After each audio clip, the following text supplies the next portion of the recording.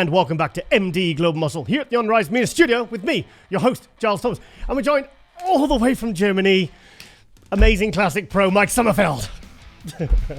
Hey, thank you so much. Mike, finally, I'm so glad we got you on because obviously we've been trying to get you on for a few weeks now. So I'm just glad you're here, in the flesh, sort of, on the screen.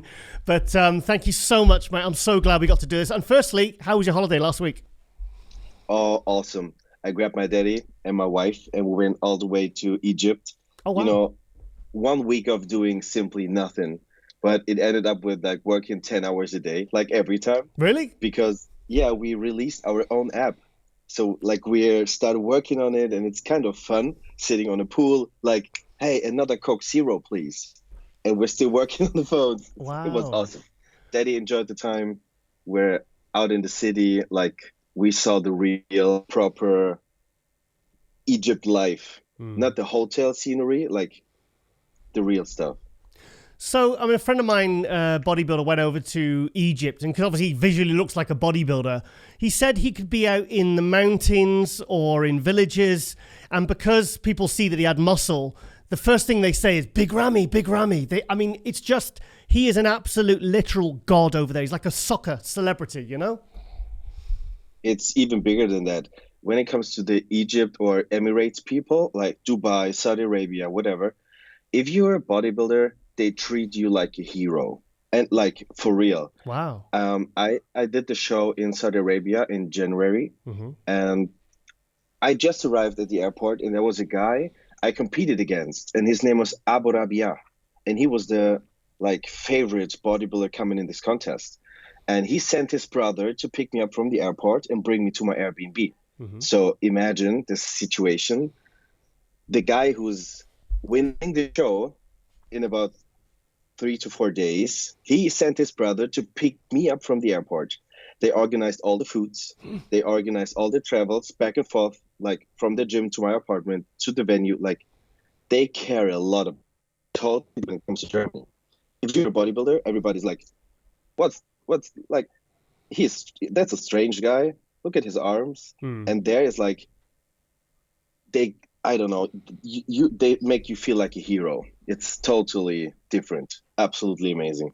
Thing is, I mean, Egypt's now got like it's not just Big Ramy. They've got Shaban, they've got Mohamed El Imam, Ahmed Al Adani. I mean, bodybuilding's really it's kind of like, used to be America. It was the main hotbed for bodybuilding. Then it was kind of Kuwait. Then it was, Dubai and all these other places. But it seems like, so it's great to see and great to hear that like bodybuilding is really well respected. So, so you had a nice time then anyway.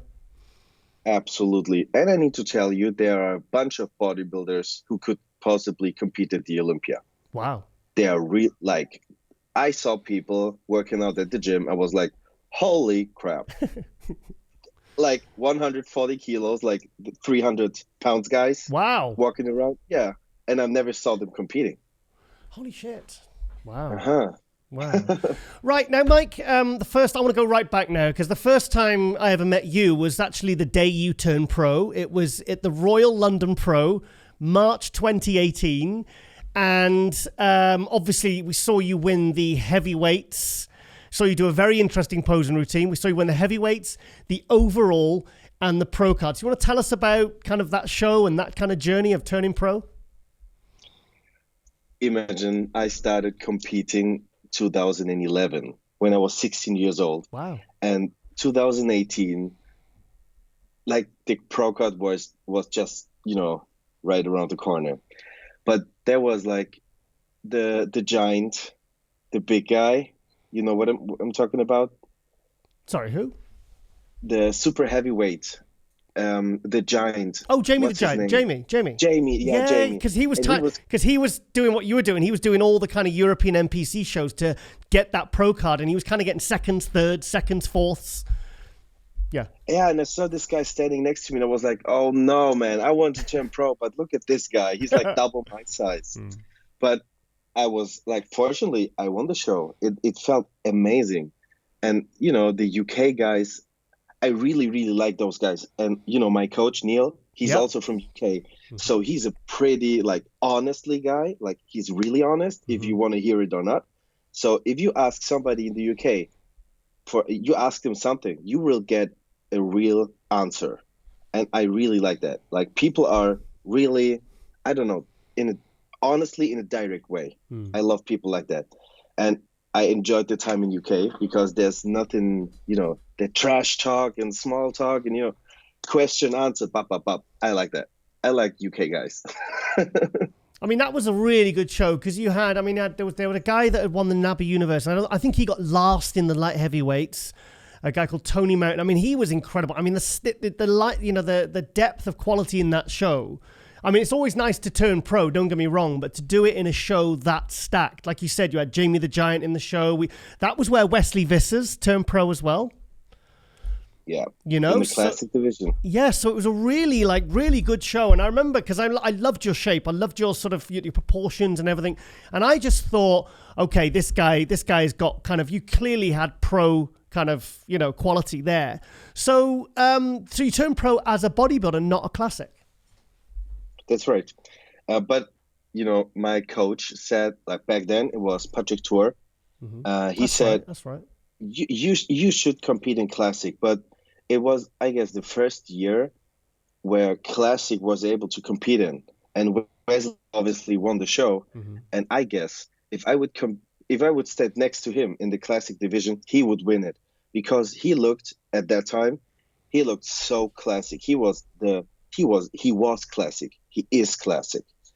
But like, I turned my body from a bodybuilder body into a more kind of classic. So smaller waist, not that big round and full as a, bodybuilder. I needed to go down my weight for 3 kilos, I guess, 6 pounds, 7 pounds. But now I'm more into the classic thing. Yeah. But he looked amazing that day. So you actually, you intended to turn pro as a bodybuilder then. So when, obviously, was it Neil? So are you saying that it was Neil that talked you into going to classic? No. First, we competed at the heavyweights bodybuilding. Okay, guys. Sorry, Mike. We had a bit of a connection issue, so we rang you back, and now you're pin sharp, mate. Sorry, you were saying about deciding to do classic after bodybuilding. Yeah. As I said, I turned pro in the heavyweights. And Pt.2, my coach, and he said, you should compete in classic. Your bone structure is made for classic, small waist, and have those big white claviculares, white shoulders. And then Patrick told me, okay, Mike, I cannot work with you for, next few years because I need to tell you something. I had a bad liver issue. And I found out it's genetically, it's not about the liver. I have a sickness called porphyria variegata. I don't know how to say it in English. It's 0.00000.1 people on Earth have this kind of gene disease. Yeah. And I found out 2018, and Patrick told me, I don't know if I want to prep you the next time because I don't know how's your health going. And I said, okay, that's fine. I respect that. But I asked Neil to do that. And he said, okay, we're going to try. And then we tried, and we ended up getting second place in my next classic pro show, my debut. Yeah. So it was really good. And then I decided, okay, maybe classic physique is your division. You don't need to go crazy. You don't need to go 300 pounds. You can still look nice and, nice face, nice shape. If you're a super heavyweight, open men's bodybuilder, some things are going to be a little bit more difficult, putting on your shoes, stuff like that. Yeah, and the thing is, if you've got a condition, something where any condition that affects the internal organs, liver, kidney, heart, really, I mean, open bodybuilding probably isn't the smartest thing to do, is it? Yeah, when it comes to gene disease, in my terms, it's maybe not the best idea. So that's quite the perfect spot for me. I don't need to go crazy. I fit perfectly into the division. So that's what I'm going to do. Hang on, didn't you do 212? Yeah. When was it? 2018? 2019? It was at the Romania show. Yeah, that was my pro debut. Because my weight was still too high for classic, and we tried to do the 212. How high? Sorry. It was 93, 92 kilos, 94 something. It was 208, 209, 210 something. So how many pounds or kilos were you over the classic limit by then, at that point? 5 kilos. So my weight limit is 200 pounds, like 91 kilos. Yeah. So did you, obviously that would have been a lot. I mean, 2 or 3 pounds you could do it, but if it's 4 or 5 kilos, then you're actually losing proper muscle tissue. And was that just too much of a stretch at that time to consider? Yeah, and we needed, like gaining muscle size is like really easy for me. So if I bump up some foods, my weight goes up like crazy. So it took a longer time to, decreasing muscle size and weight. And we don't want to force it. We don't want to push it too hard. Like, don't work out for 5 months. Don't eat for 5 months. Wow. So we did not do that. So we decided to take a longer break to decreasing muscle and, getting into the bodybuilding thing, because I think personally it's a totally different side of bodybuilding. Like, every thumb is a finger, but not every finger is a thumb, right? Yeah. So classic is classic, but it's not the typical bodybuilding thing. So your motion are different, your look is different, your behavior is different. Like, I needed to learn all those things. Like, going into the classic thing took a longer time and just go off training for 3 months. So, because I was leading on to my question, I was thinking, because as an open bodybuilder, you'd probably have to gain, if you're like competing at 210, you'd have to go up to 250, 260, and then come down from that body weight. That's what most bodybuilders do. But as a classic, you have to, I was wondering if you'd actually just kind of lower your protein, but still keep training. So you actually stopped training. Do you still do that now? For now, no. I stopped training for 2 weeks, vacation and stuff like that. I was at the gym for like 3 times. Just flush workouts, nothing crazy, enjoying workouts with daddy. Like, we train together when it comes to show, but this time he wasn't able to come to Ohio. So I needed to do that all by myself. And I really missed him that time. Yeah. So I took the chance and I trained with him, like in a, hey, let's have fun workout style. It's not about killing weights when you're on vacation. Yeah. So yeah, we really enjoyed it. But yeah, for now, it's kind of easy. I don't have an off-season thing. So it's not we going crazy with foods. We just keep it on a good, nice level for, let's say, 3,000 to 4,000 calories. We don't go crazy in the workouts. We don't need to build muscle tissue because I'm already on my limit. So we need to change some things. Like, I want to have, my backside is not that good.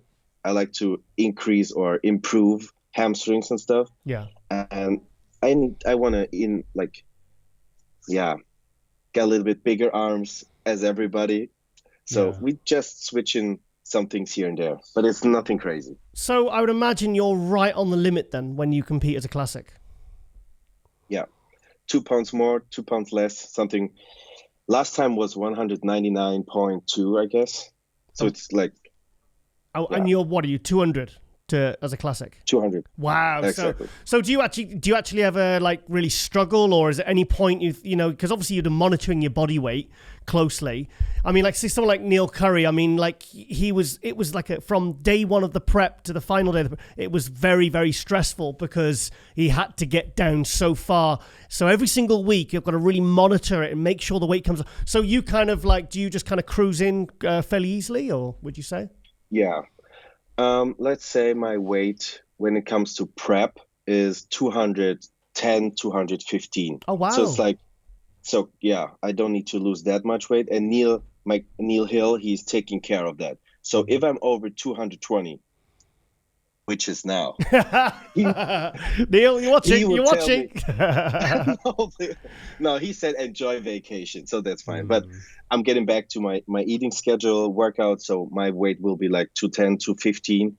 And then I can, like, in a diet of 5 months, 15 pounds. That's like quite easy. So it's not that stressful. And we're ready like 2 weeks out from the show. Like we need to maybe reduce some water. That's it. Like, and I'm fine. Yeah. So, because I remember, for a few years, I'd say for 2 or 3 years, I used to look at you and you were getting 5th, 6th, 7th, 8th, and I was like, the problem was actually your conditioning. Your conditioning wasn't, and then I heard about your genetic, your liver issue, And I thought, oh, this is a guy that's never going to be able to get it all together because he's got a condition that prevents him from getting really. And I knew you had a good coach with Neil Hill. I knew that, you had your best chance with someone working like that, And then all of a sudden, it was about a year and a half, 2 years ago, and you started nailing the condition. So what actually changed? Because you still had the condition, and but now here you were finally like being able to bring your best physique to the stage. What changed? And we're not done. We can improve. Yeah. That's the Fantastic. best thing. Yeah. Because we found out so many interesting things when it comes to my gene disease. So this kind of sickness is down to stress, low carb diets. Right. So if I go really low and like put all my train 3 times a day, doing cardio 2 times a day, and eating nothing, like that's gonna stress out my body like to the max. Water. So we step back from all the stress when it comes to like show day. So 1 or 2 weeks before, we cut down the cardio, we increase some foods, we decrease in intensity, and I have more rest days. And then we saw, okay, he's getting better. And my liver enzymes we lower. Yeah. So it was a turning point where we said, all right, maybe that's the solution. Just it feels weird as an athlete, like stopping your cardio, stopping the intensity. Yeah. But it makes perfectly sense.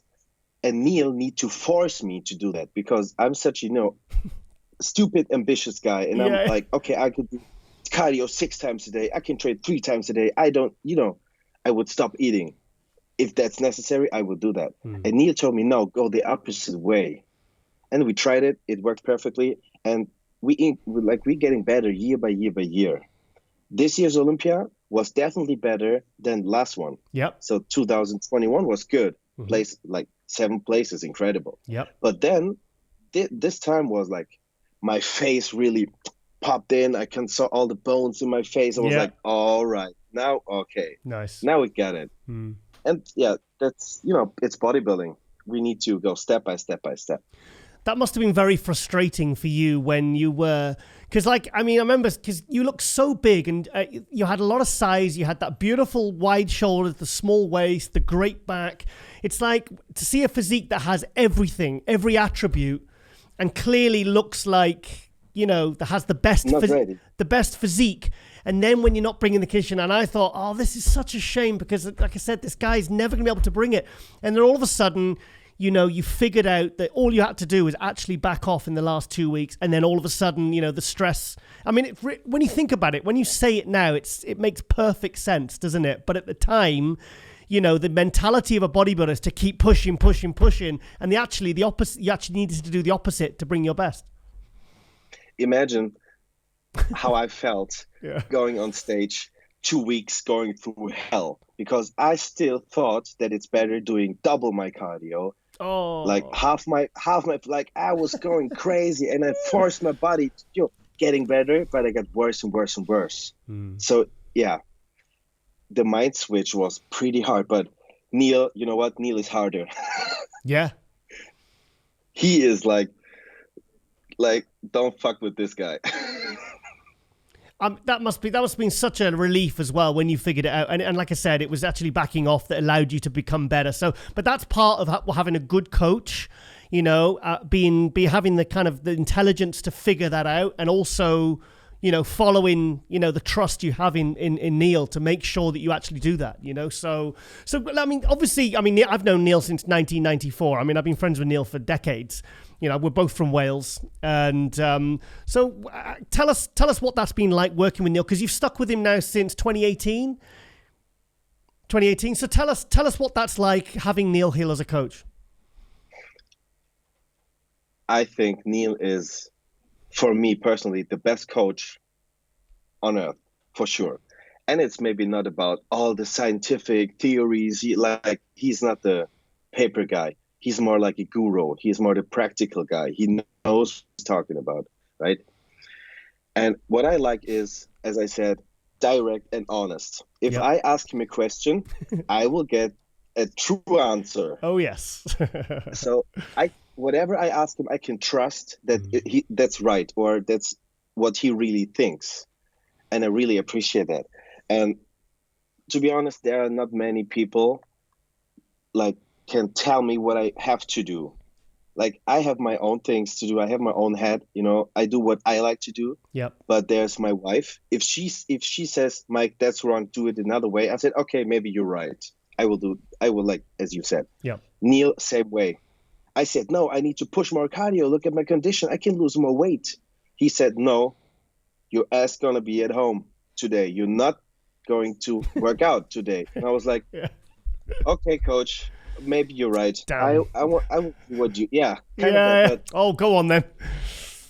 Yeah, for me. It was really hard to follow instructions from other people if they're not making sense to me. But he's the coach. He knows what he's talking about. Mm-hmm. I'm the client. I need to follow his routine.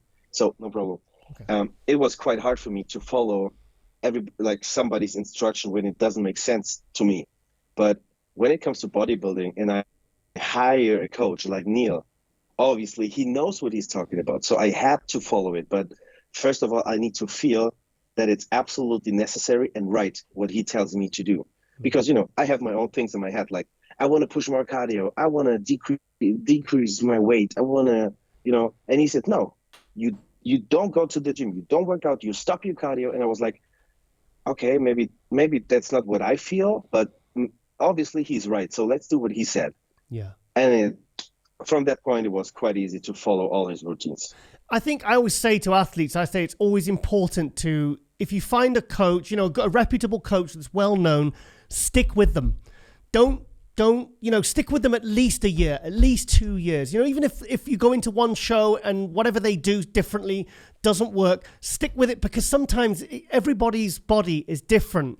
And, like it was me that introduced Zach Khan to Neil Hill back in 2008, because the one thing Zach needed to do was get in condition. And I said, well, look, I know someone called Neil Hill that can probably help you do that. He's Flex Lewis's coach, and, they clicked, and, Neil brought him in at his best ever. He won the British finals. He got his pro card. And I said to him, look, stick with him. Do you know what I mean? Because, even if it's completely different from what you're used to doing, it's just trust this guy, even if maybe at the time it doesn't make sense, because like someone like Neil, he's so experienced, and and the thing is, like you said, he's really honest as well. I like that. That's one of the best things on Neil, because everybody can write workout plans and diets and stuff like that. Maybe one is better, one is not, but I need a person on my side, and I want to make sure that he's, put out the weapon if something is going to cross my way. Yeah. And he's like that. He's like, he make me strong when it's necessary, and he is like kicking my ass when necessary. Did you ever train at his gym in Wales in Tenby below the library? Oh no! Unfortunately not. Oh no! Oh, that place was incredible. I mean, I have to. The rumors are true. That's all I can say. Yeah, it's a kind of the Dorian Yates thing, right? The basement stuff. Like, I love that. I love that. And do you know what? I had some fantastic workouts in there. And I filmed some, and I filmed one of his, Dwayne Crease. He was squatting 600 pounds, and then he did a drop set from 600 pounds to one plate. It was like 6 plates, 5 plates, 4. He did a massive drop set, and we filmed it for MD. And it was, I just remember some of the great training sessions and seeing Zach posing, and oh man, I kind of wish you could go back and train at that place, because that place was just magic. That was magical, that place, mate. It was incredible. Oh man. You can see what super stories bodybuilding, is. It's cool. Bodybuilding is making so many stories, good or bad. Yeah, so good. Yeah. So obviously, the last year you've had some really, really good results, mate. You're 5th place in Olympia, cracking that top 5. And the thing is, it wasn't like, yes, you went from 7th to 5th, but you went from 7th to 5th in a show that had 59 fifth. So that's, 7th to 5th is great, but for me, that's like going from 20th to 1st. When you compare the two Olympias, when you compare those two Olympias, come on, there's no comparison, was there? absolutely. I tried to compare it and I tried to calculate it because I placed 7 with 30 guys, and then I placed 5th, 60 guys. So yeah, and to be honest, I still do not believe that I'm top 5 in the world because I don't feel like this. If I see Ruff walking next to me, I was like, holy, he's a top 5 Mr. Olympian competitor. He's like, I felt like a little boy. I still have those fanboy moments, right? But now I'm in this top 5 spot. That's like, I still don't get it. I mean, really, if it'd been the same standard or the same amount of competitors, because the thing is, it wasn't just 60 guys, 10 were in shape and 50 weren't. I mean, I was there. I was sat front row. They were all in shape. Everyone brought it. It's equivalent of really like jumping to top 3, really, isn't it, of the year before? Yeah, it felt like that. And you know what? there was a second. Okay, let me explain you. That's really, really hard to explain. But imagine you're in a kind of a forest, right? And there's a small little river from right to left. You can see all the little stones. And now you try to run over. Tap, tap, tap, tap, tap, really fast. Tap, tap, tap, tap. So you really concentrated on water not getting wet, right? But you did not recognize that, blue sky, birds, flowers, stuff like that, but it's still there. And that's how I felt at the Olympia. I was part of the game. I was doing all the poses on stage, but I did not realize what really happens. I did not see the birds. I did not hear them. I did not feel the water. I just did my thing. And I was so into it. And there was a second. I watched the leg next to me and I was like, that looks like a Chris Bumstead leg. Like only Chris Bumstead has those quads. And then I looked at his face and I was like, holy fucking shit. I'm posing next to Chris Bumstead. Is that freaking real right now? That's a top 3 spot. Like, yeah. I cannot explain how that feels. Like you do your poses, you are in the forest. You can see the river flowing, but you don't hear the birds. It's like it felt like a dream. It's so weird. It's so hard to explain. That's basically that you're in the zone. I mean, that means you are completely so focused on what you were doing. And think about all that 12, 16, 20 week prep or whatever it was, all led to that how many minutes on stage. And you're just there so focused on what you're doing. You're not even, like you said, you're looking around and you're not even noticing that Chris Bumstead is right next to you. I remember I was 3 weeks out from a show once and I was training legs in my gym. It was one of my last leg sessions. And it was half an hour before I realized that Triple H and Batista were training in my gym next to me and all the SmackDown wrestlers. And I was in there, it was all one room, and it was probably 25, 30 minutes before I even noticed them.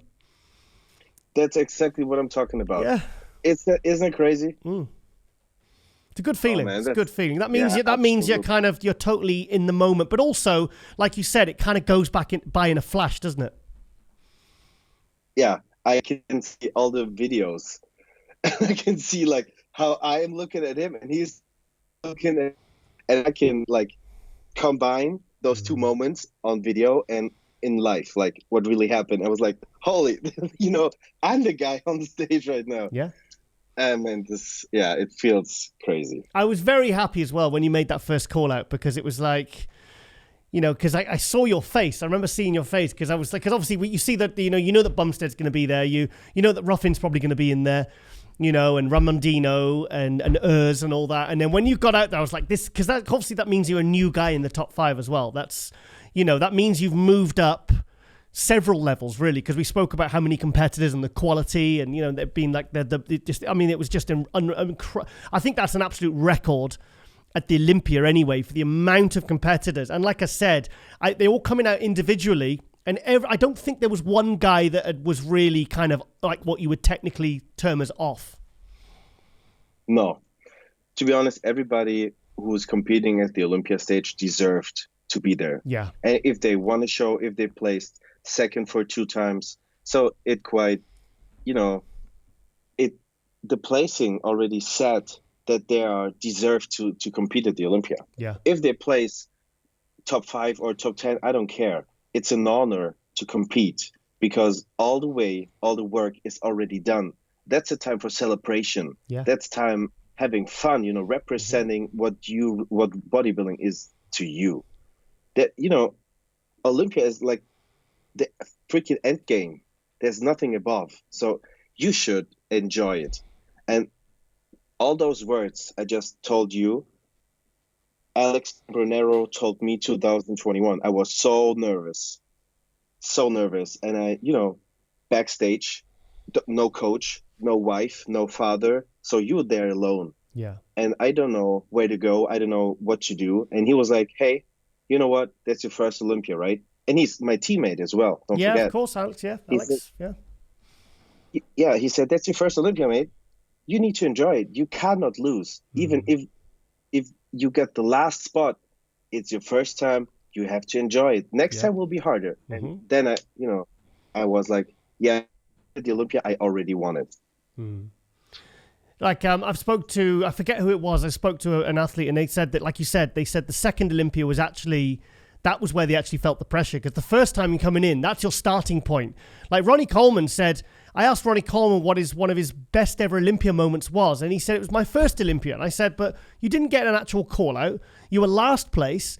And he said, yeah, but he says, that was my first Olympia. That was my actual starting point. That was like, a year before I was doing backstage security at the Olympia, and the year after, there I am on stage. He said, for me, that was like I said, that was a win in itself.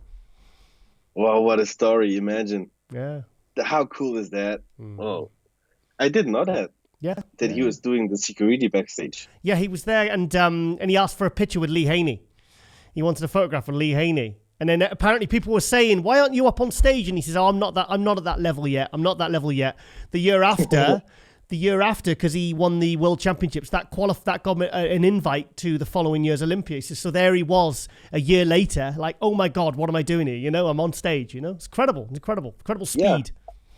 I really feel how he felt. Yeah, good. No, it's good. So you just said there about your teammate, Alex Cambronero. What's that like competing literally? Because, you're literally at kind of right there next to each other. You're kind of even, aren't you, in terms of where you are? It's not like he was a last call-out guy and you're a first call-out guy. Where did Alex place? He was top 10, ninth, wasn't he? Where was he at the Olympia? Oh, no. He at the Arnold or the Olympia? Well, the Arnold and the Olympia. You're like right next to each other, aren't you, in terms of placings? Yeah. He was like, Ruff got 6, as far as I know. He got 7. Is that right? So you're teammates, and you're right next to each other. You're directly compared, Yeah, and I got 4th at the Arnold's, and he got 3rd. Yeah. So it's like quite of that. Yeah. But you know what? That's I did not thought about it. There's not like 0.000% of that. Absolutely not. That's weird. That's really weird, because we should have a kind of rivalry. Is it? Yeah, rivalry. Yeah. Yeah, but from my side, there's just 0.0%. I don't know why, because he's like more a friend than a competitor. If he would stop bodybuilding, I would give a shit, because I love this guy. Because he's my friend. If he's doing bodybuilding, he's a dancer. I don't care. I like him. So if he's standing next to me and he's getting the better shot, he's getting the better placing, I would say, hey man, cool, high five, good job. Yeah. Well, thing is, bodybuilding's one of those things. It's like you said, the work's already done, and by the time you get to the stage, it's like, yes, you got judges deciding who's better than who, and with what they see, but like by you being different, or it's nothing you can do on the day to really beat Alex if you're placed ahead of it, or he's placed ahead of you, because it's so you kind of, and if anyone's going to be beat by anyone, you'd kind of want him to beat you rather than the guy next to you. Is that fair? Yeah. And I think you're right. There's nothing you can do except posing and really concentrate on what you do on stage. Yeah. Because you cannot change your look. It's already done. So make the best out of it. And there's nothing, like, I hate it when people say, oh, I get unfairly judged, blah, blah, blah. Yeah, that's the sport. There's somebody else sitting in front of you, and he's judging you on his likes or dislikes. If he likes your muscle size, cool. If he doesn't like your muscle size, bad. But like, I hate when people complain about, oh, I got misjudged, blah, blah. No, you are judged by strangers. Yeah, this is bodybuilding. If you don't like being judged, don't compete on stages. Do your own thing. Like, bodybuilding is not only competitive bodybuilding, it's also build your body, right? So if you don't like to be judged by somebody else, don't compete. That, like, it's simple. Yes, it's obvious that maybe they see you differently than you see yourself. So maybe I think, hey, I'm the best bodybuilder on earth, but 7 or 9 judges, they tell me, oh no, Chris, he's better. So yeah, that's the game, right? Yeah.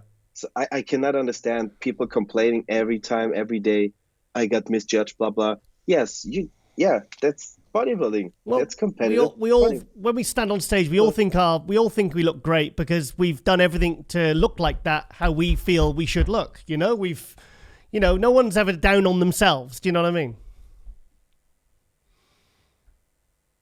Absolutely. So Mike, something just popped in my head. What do you love most about bodybuilding itself? Bit of a random question, but it's valid.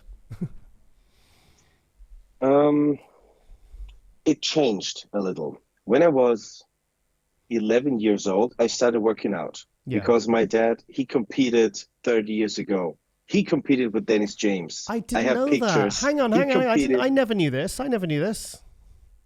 No? Oh, wait. Maybe I have some pictures on my phone. Or better, I can send it to you right after. I'll edit them in. I'll edit them in. I'll edit them Dennis will kill me. Dennis will freaking kill me. He has this long, curly hairs. Wow. So funny. Yeah, they competed. And my mom, she went to school with Leroy, Dennis' brother. So we're kind of, they know each other for years. And I started bodybuilding because of my dad. I remember me saying, hey, I want to look like that when I'm bigger, when I'm, older. Yeah. And then I won my first show when I was 16.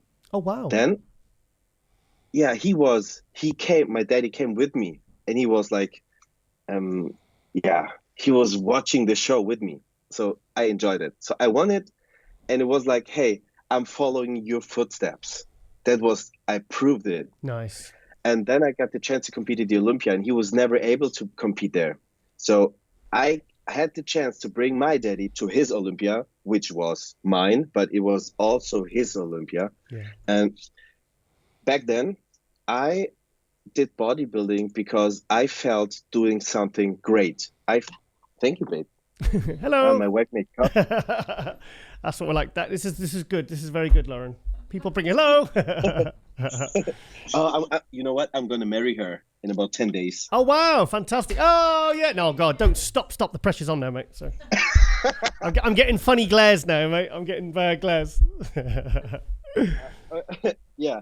Congratulations. So back then, I felt doing something great together, or better said, for dad. Yeah. And then bodybuilding now for me is doing what I love to do.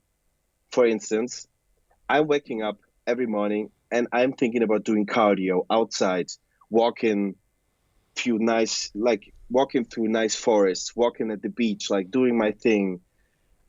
I think about working out. I think, all right, that's what I really wanted to do today. I want to work out. I want to crush some weights. And then I'm thinking about eating the stuff. Like when it comes to bodybuilding things, like eating, working out, cardio, sleeping, when I'm thinking about it again and again, it's always like, holy, this is exactly what I wanted to do. I don't want to work for somebody else. I want to work for my own, on my own. Like bodybuilding now is the case of what I want to do and what I don't want to do. And everything I want to do is kind of a bodybuilding thing. And everything I don't want to do is I can leave it to somebody else. It's very hard to explain. It's about waking up every morning and say, hey, yes, nice. I can go work out today. I can eat all the food today. I can do this and that. It's not, I have to. I can if I want to. And that's exactly what I want to do. Yeah. No, that's good to hear. That's really good to hear. So, you've got a very interesting posing style. I remember when you did the doing cartwheels and splits and everything at the Royal London Pro in 2018. I mean, I was like, wow, because you really stuck in my mind. That show was 5 years ago now, and like very rarely do we ever remember posing routines. So, have you got like a background in dance or whatever? Or where does that all stem from? He's smiling now. I've got a feeling you do. I've got a feeling you do. I tried a lot of different sports, like basketball, football, soccer, swimming classes, dancing classes, acrobatics. I don't know how to say acrobatics on equipment, like gymnastics. Gymnastics. Yeah. All that stuff. Swimming. I also have a chess diploma. Oh, wow. Yeah. It sounds really intelligent, but it isn't. That's interesting. It's interesting. A lot. All that stuff, like walking and jumping from house to house, with like flips and stuff like that. Parkour. I did that for years. And I tried to bring that into my posing routine. But unfortunately, there was a guy who broke his neck 2018, 19, 17, something around that. Yeah. And then I felt, okay, maybe it's not the best idea on show day. You bleed it in food, you bleed it in water, you feel like kind of tired, you're a little bit shaky stuff. Maybe it's not the best idea doing backflips and like the maybe not super safe things. Yeah. So I used it kind of. But next time at the Olympia, I want to put some more of those acrobatic things into it. Okay. So, I mean, the thing is, though, if you think about it, you think about what the fitness ladies do. You know? No, not that. I'm saying they do quite risky stuff. Now, I know you're a lot heavier, and if they land on their ankle or their head, they're weighing 50 kilos, you're weighing, 100 kilos, 90 kilos, or whatever, say. So I suppose if you slip up, it's more room for damage. You know? Well, okay. Well, we'll talk about this later. But I mean, like Ruli Winkler used to do backflips on stage. Exactly. I remember it was 2009. He came over to UK and he guest posed and he did a backflip in the off season. And I remember speaking to him afterwards. He says, I'm probably gonna not do that because obviously, especially off season, because if he slips and he lands, that's it. That's him done. Yeah, absolutely. And like there's much more what can happen. Like if he's doing a backflip, there's so much force on his abs. Like he's jumping back and he needs to pull all his legs, and the legs are really heavy, obviously. He needs to pull all the weight, and maybe some ab is like torn, or he injures himself like in a silly way. For a guest posing, it might be fun, but crushing your career for a guest posing is maybe not the best idea. Yeah.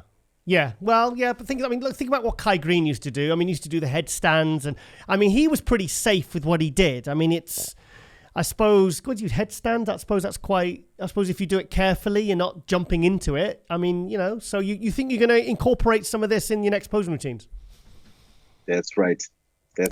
I feel when it comes to posing routines, they should look classy, because I'm competing in classic. The routine should look classy.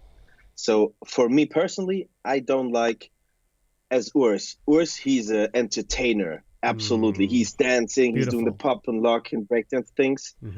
Personally, it's not about the classy thing. Classic should be classic. It's really entertaining. But when it comes to like the posing routine by itself, I feel it's very nice to put something classic into, like Kai Green does. Yeah. He's not dancing and pop and locking. He's doing some acrobatic with posing kind of together. He combines it.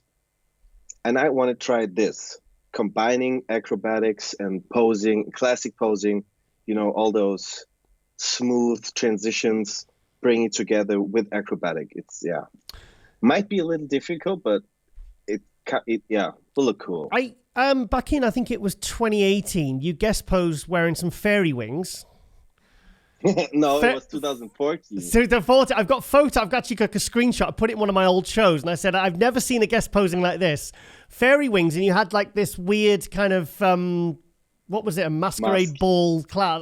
Tell us about that. What was that all about? Oh, okay. I need to tell you that I'm absolutely not. How can I say? I'm a funny guy. Okay, I'm not always really, serious. Let's call it like that. And I guess posing is like, oh, I want to look like Conan the Barbarian. I want to look like a Viking. All really dominant man things. And I was like, okay, let's do something funny. Let's put some wings on, put a mask on, stuff like that. Yeah. At I don't know how to say, the ballet, whatever. Yep. Thing. 2-2. We had a 2-2 on. 2-2 and 2-2, exactly. and angel wings. I was like, wow, I've never seen that before.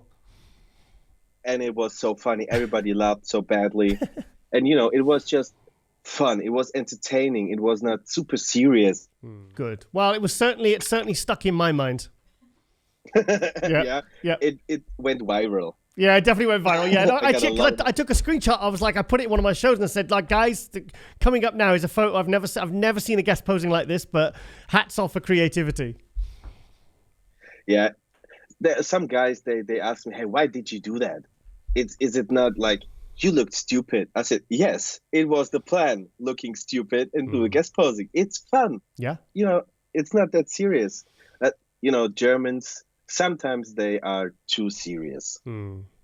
Germans are really serious from time to time. Well, you've got guys like Steve Bentham when he came on doing the Ghostbusters. Do you remember? I mean, I love that. I thought that was fantastic. He's a funny guy. He's awesome, that guy. Steve Bentham is so funny, but he's really misunderstood in Germany as well. Really? Yeah, because, he's making stupid jokes. And it's funny if you understand what he's really trying to tell you. But if you try to understand it on a serious way, of course, it's not funny. But he is really funny. I like it. No, I think he's awesome. I think he's a great bodybuilder. I remember once he shaved half his body because he's very hairy, and he's like he shaved literally half his body, and the other half was unshaved. I thought that was interesting. That was an interesting post. And he's shaving his six pack. Yeah, like this is Steve Bentham. This is typically Steve Bentham. Yeah. So now, obviously, you got fourth at the Arnold Classic. So you're sort of consistently holding good placings in the big shows. You've had fifth at Olympia, fourth in the Arnold. What's next for you now for the rest of the year? Recover. I started my diet last year in May and June, so it was quite a 6 months until the Olympia. Then I jumped on another competition in Saudi Arabia in end of January. Okay. I won the show to get the qualification for next Olympia. Right. And then I stayed on prep until I finished the Arnold. So it was like 9 or 10 months of competition prep. And it was not like, hey, let's do a show. It was Olympia qualification, Arnold. So it's not like a quick, easy diet. I needed to nail it. Oh, shit. And so now Sorry.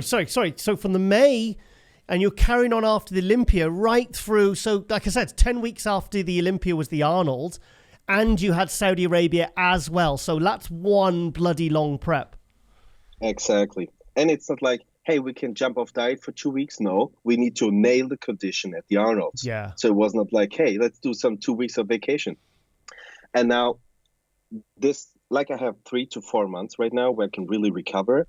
So lowering intensity, increasing foods, all that. And then we're going to do the prep for next year's Olympia. Oh, I tell you what, though, because thing is, Classic, really, there was 2 points with Classic. I felt I was at the 2019 Olympia and then also this last Olympia where I felt like Classic was popular and then it went to another level in 2019. And then I felt like in 2022, it went to another level again. I mean, it was evident by how many competitors there were, the quality, the amount of Classic shows. I mean, as a promoter in Ireland, Brian Bullman and Tamer El Guindi, they've switched from 212 to Classic. And I said, why have you switched it from your one pro category at your show, your pro qualifier? And they said, well, why do you think? He says, Classic brings more numbers. It's more popular.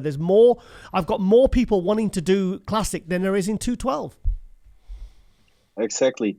I found out, or actually for me, I thought about it a lot because in my heart, deep in my heart, I'm a bodybuilder, Yeah. but I'm competing in classic. So there's kind of two divisions. And for me, open men's bodybuilding is one of the most interesting divisions ever. Like, this is absolutely crazy. What you see competing in this division is like Nick Walker, Big Ramy, names like that. Absolutely crazy. But now something changed.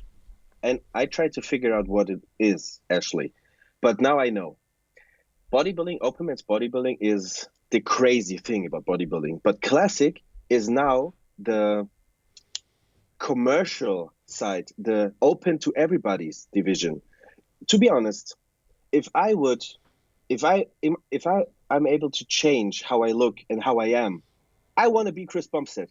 And everybody else on planet Earth wants to be Chris Bumstead. Yep. Every Me. That's me too. I include myself there. But Bumstead. yeah, now, the classic comes into play, and there's a Chris Bumstead. And everybody wants to look like him. Everybody wants to be Chris Bumstead because he is the guy. He's looking great. He has all the things everybody wants to have. He has a good life, or it seems to be a good life. And this is what everybody's looking for. This is not about, 300 pounds. I cannot put my shoes on without, having problems getting some oxygen. He's the guy everybody wants to look like that. And I think this is one of the turning points where classic is more popular than open men's bodybuilding. 2 or 3 years, I think classic will be absolutely the unbreakable division. 2 years ago, I'd have said, you saying that, I'd say you're crazy. But now we're at a point now where I can see it's creeping up. I don't know whether it'll ever completely overtake. But then again, if you look at it in terms of popularity, it kind of already is, because more people, like when I was competing, I did my first time, and then I went to novice, and then I knew the next step up for me at the time was heavyweights or super heavyweights. And it was like, okay, that's too big a leap. I'm going to have to stop competing, whereas if classic had been around then, it would have been a better stepping stone for me to keep on competing. And who knows, do you know what I mean? I would have had something a bit more, that I'm not genetically ever going to be 280 on stage. It was more, like I said, it would have allowed me to carry on competing. So it's always going to be, it is, yeah, I can see why it's grown in popularity. And also it's a more attainable look. And like you said, you look athletic, you look like you could run fast, you look like you can do your shoelaces up. Exactly. You look healthy, you look good, you don't look like you're out of, I've spoke to some guys, and you can hear the breathing. Their eyes just they don't look healthy. Exactly. And when it comes to Olympia, or let's better said, the commercial side of bodybuilding, what do I want to represent to all the people outside? Do I want to show them guys, farting at the gym, puking because they need to eat so much? It's not what bodybuilding should look like. Ronnie Coleman, like, he's a police officer, nice dress, good face. Jay Cutler, those guys are representing bodybuilding. And now we have a Chris Bumstead. Yeah. Jay Cutler, Ronnie Coleman, really professional, but Chris Bumstead, he's like the Hollywood guy in bodybuilding right now. Yeah. I think it brings bodybuilding a lot, further.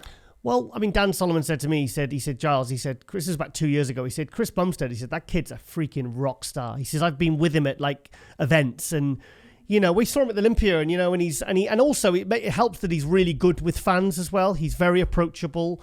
He's just a really good representative. I think it's in good hands at the moment, the classic, because thing is, like all the, like Terrence Ruff Diesel, these guys they're also really good role models. People like yourself, you're all nice, friendly, approachable, professional guys, so I imagine, I think the classic class is in good hands at the moment. To be honest, I tried to find out what's the thing about Chris, because if I know that, I can do it as well. Like, I tried to find out the secret. Yeah, I know what the secret is, but I did not find out how he made it. Let me explain you. it's nothing you can do. It's something you have or don't have. So 60 guys backstage at the Olympia, everybody's pumping up, everybody's focused, everybody's on, like, you know, eyes on the prize, camera on. Now you're in the game, right? Yeah. You don't focusing on somebody else. But there was a moment, I don't know why, everybody stopped pumping up. Everybody put down the weights. Everybody, you know, stopped breathing, and they started looking around. Like there's something going on, but nobody knows what. Everybody stopped and was looking.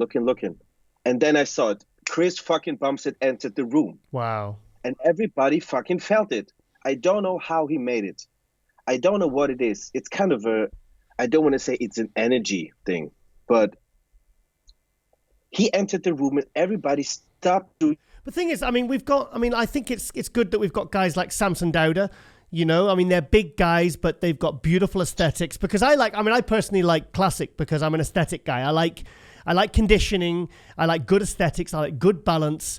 You know, I would rather look like you or Chris Bumstead than Big Ramy, to be honest. You know, I mean, that for me is what I would, if I could wave a magic wand, that's what I want to look like, you know? Because it's a more appealing look. It's a nicer look. You know, I like you know, your shoulder to waist. You've got those crazy wide clavicles. You've got the crazy wide back, the V taper, tiny waist, the flaring quads. You know, that's a look that I can really dig. Yeah, I like that as well. Yeah. But as I said, deep in my heart, there's some Ramy side. Oh, really? Yeah. I think maybe it's just crying to get out. Cool. Mike, before I let you go, mate, is there any sponsors or any people that you'd like to thank before I let you go on this lovely sunny Sunday? Of course. And it's, you know, when you compete at Olympia and Arnold's and Saudi Arabia, you know, it's kind of really, really, really expensive. If I need to tell you some numbers, it's about like 15 to 20 grand. For all the traveling, the cost, wow. Airbnbs, all that stuff. Yeah. So for me alone, it's not like, hey, you're a top number 5 competitor, you get $100,000 to cover all the costs. No. If I don't have the sponsors and the people next to me who really supports me, I would not able to compete. That's ugly, but that's the truth. And that's actually why I want to thank the sponsors. It's not about, hey, I have the nice protein shakes. It's not about that. It's about the support. They try to make my life better, to give me the opportunity to do what I love to do. So, of course, big hands to Olymp. Great sponsor. Sorry to interrupt.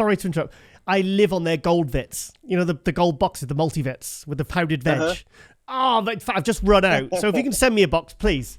Please send me a box. Yeah. I love, and I use the carnitine. Sorry, I'm very excited about Olymp. And I like the ZMA, and they got really good, the carnitine in the blister packs, the boxes. Fantastic products. I will attest to that as well. So sorry, Mike. Sorry to interrupt. You know why? I got excited. Why they produce the blisters? Because they're producing pharmacy. Yeah. Not only supplements, it's a pharmacy brand. Oh, wow. I didn't know that. Okay. Wow. Very interesting. The quality is absolutely amazing company. Sorry, got excited. Yeah, and then we have some more guys like Smilodocs. They cover costs like for traveling, hotels, Airbnbs, and all that stuff. Brilliant. And we have a bunch of more. Climax for equipment. Fit. I need to tell you about something about FitBurn. They released an app. You can burn calories, and burn calories are switched into tokens like electronic money. And you can buy protein shakes, gym memberships, whatever. I've never heard of that. That's crazy. I love it. I can send you a video. I tried the app. So you go into the gym. You have your wristband. Yeah. And it shows your heartbeat per minute, and it turns into tokens. Like the more you train, the higher your heartbeat is. The more money you earn, and you can like buy your protein shake right away after your workout. Now that is innovation. That's so cool. It's a Dubai brand. It's a Dubai company. Amazing. And now I live in Dubai as well. So do you? Do you? Yeah. Oh yeah. I moved from Germany to Mexico last year for 5 months. Okay. We lived between Cancun and Tulum, like beautiful Caribbean area. Nicolas Vouillon, Mr. Quatzilla. Yeah, he's living there as well. So we trained together. Oh, wow. It's so cool. Nice. And then we moved to Vegas for 3 months to, the competition. And then we decided, okay, let's try out Dubai. Dubai is, I cannot explain. Like, I felt like I'm 800 years old. I went to the doctor's place to get a health check, and there was a freaking robot who like shake my hand. Hey, nice to meet you. Want to have some water? And grabbed a bottle of water, and the robot gave me a bottle of water. No. And that's not the craziest thing. Like, you can go like skiing, or you can dive with sharks. Yeah. And right next to it, it's a desert. You can do whatever you want to do. It's an absolutely incredible, crazy place. And yeah, we decided to stay there for next few 5, 6, 7 months. Do you think you'll live there permanently, mate?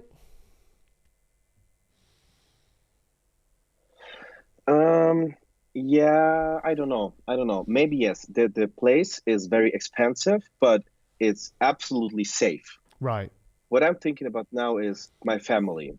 You know, kids, maybe in the future. Yep. I want to make sure that my wife is safe, that the money, like the earnings, is good, like we can have a good life.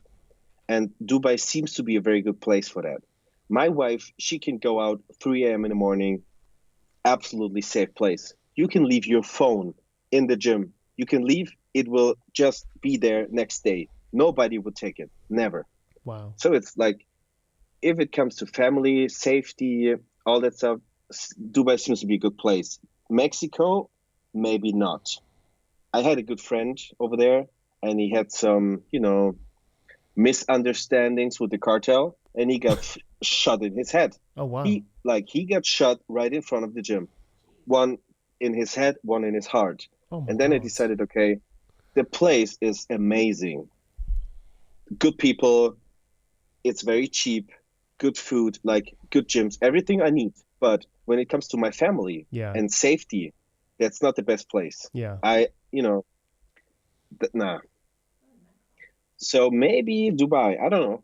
We're traveling, like we don't have a home for a year. We're traveling from Mexico, Vegas, Ohio, Saudi Arabia, Dubai, Germany, everywhere. Yeah, sounds like it. I mean, it's nice to try different places as well, because you've got to try, like I've moved a lot in the UK, but until I found where at the time I wanted to settle. Like I moved up north for 14 years. Now I've moved here for 8 years. And, I think you have to find what works for you at what particular point in your life, So it's, it's good. It's good. Traveling is so much fun. We met so many people, so many stories. It was the greatest time of my life, to be honest. But on the same page, it was the most stressful because you don't have a home. Imagine there's no place you can just sit down and feel comfortable. You feel safe. Yeah. You know all the people, the places. Sometimes we're in the jungle. There's nothing. No supermarket, no running water, no electricity. We were lying on, train stations at night, sleeping on the ground. And that's the point where I said, you know what? It doesn't matter where I am. If she's with me, I'm the happiest person on earth. And that's the point where I said, oh, I need to marry this girl. If I would not do that, it would be like, missing whatever. It was just the dumbest thing. I need to marry her. And it's kind of stressful because you don't have a base. Like you come home, you change your clothes, like from Dubai to, for instance, from Dubai to Ohio. Dubai is 30 degrees. Ohio is like 5. It's pretty cold and very hot. Yeah. We have just one luggage. Do I have to bring my jacket with me? Maybe yes. If I have to bring it with me, there's no room for protein. Yeah. All that, for a year, changing clothes, like very stressful, but you get into it. Get married, decide where you want to live, and then make a base and put your roots down. And then, and obviously you can decide about, the rest of your career and family and stuff like that, because it sounds like it's been a bit of an adventure for you, though. It is. And on top of that, I did the prep for the Olympia. I did the prep for the Arnold. So it was God. Yeah. That's quite an achievement. Imagine, hey, babe, what about tomorrow? What is tomorrow? Oh, we're flying to Saudi Arabia. Oh, really? What time? 8 p.m. Do we have food? No. Do we have a car? No. What about Airbnb? Did you book it? No. Okay, let's find out. That's like how we live. Brilliant. Brilliant. Well, that's certainly one way to live life, I suppose. And it's like I say, it's never dull then, is it really? Never dull. It's really, for now, it's absolutely amazing.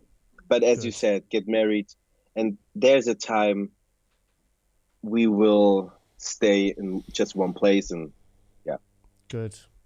All right then, Mike. Well, I'm going to go do some shoulders now, and then I've got to come back and do more filming. So I'm so glad we got you on, mate. I'm so glad that we got this done because it's been really good. It's been really. I was just looking at the time. I was thinking because sometimes the best ones are when I can't think about how long it's been. I think it's been 10 minutes or an hour. I can't. That's the best ones because it means you're totally engaged in what you're doing. You know. So, Mike Sommerfeld, thank you so much for coming to MD Global Muscle. What's that, mate? All the conversation we just have. It was not like a podcast thing for me. It was like talking to a friend. Oh. And I told you because, 2018, it was so. Imagine you want to compete at the pro shop, a pro qualifier, and there's a guy, and the guy was obviously you. He said, "Hey, Mike, nice to meet you. Cool to have you here in the show." I was like, wow, now I'm feeling very like, oh, wow, what happens right now? And then, like, every time we had a chance to talk to each other, it felt like something familiar, like something easy. I really enjoyed the talking. Good, me too, mate. No, thank you. No, I appreciate you saying that. Yeah. All right then, mate. Well, enjoy the rest of your Sunday, and good luck with the wedding in 10 days. I think you said it was. Yeah, 4th of April. 4th of April. All right then, mate. Well, we'll send maybe you. It's not about 10. Maybe it's not 10 days, but that's how I do. I live, right? Ask your lady because she will know the days, the minutes, the hours, the seconds till it is. I'd imagine. Yeah, she's not here. Okay. Good for me. Okay. All right then, mate. Thank you so much for coming to Global Muscle, and I'll speak to you very soon. Thank you so much. Thank you, Mike. Bye-bye, mate.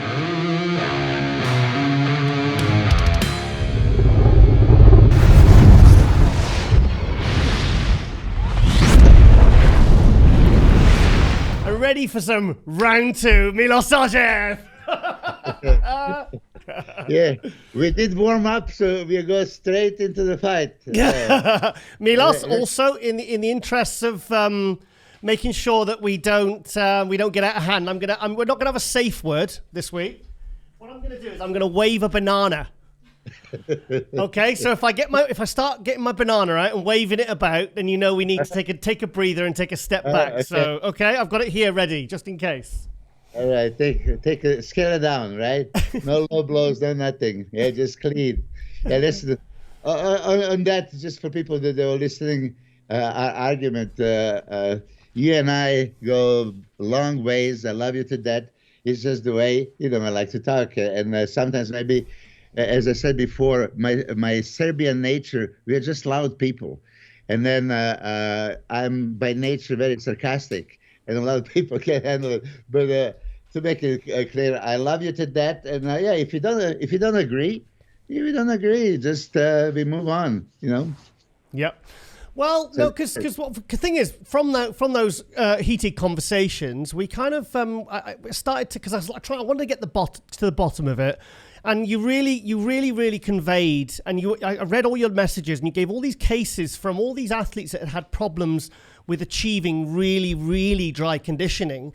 So I read them over and over again, and I just thought, you know what?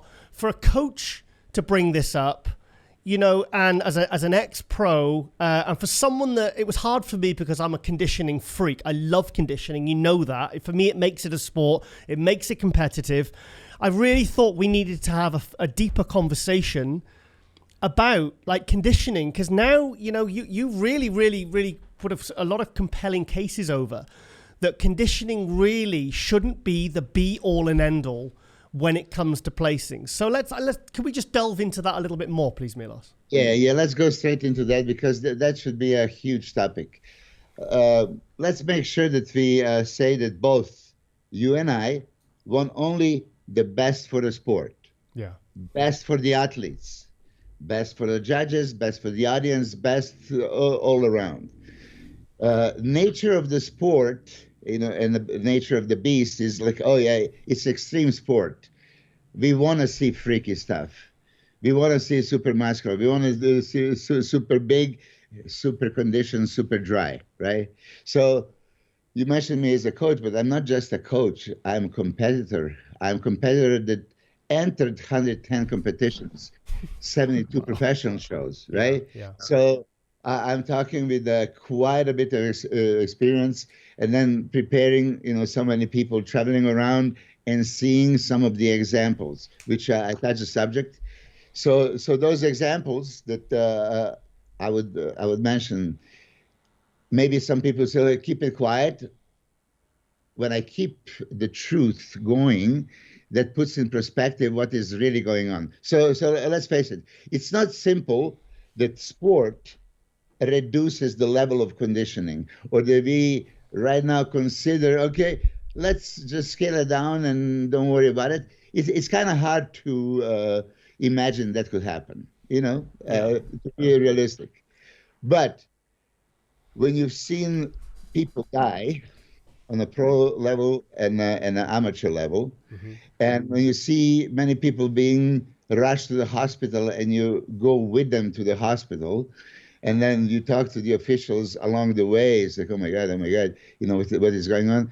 Yeah, we are losing control, and now our fate is at the hands of the doctors to, maybe, keep us alive.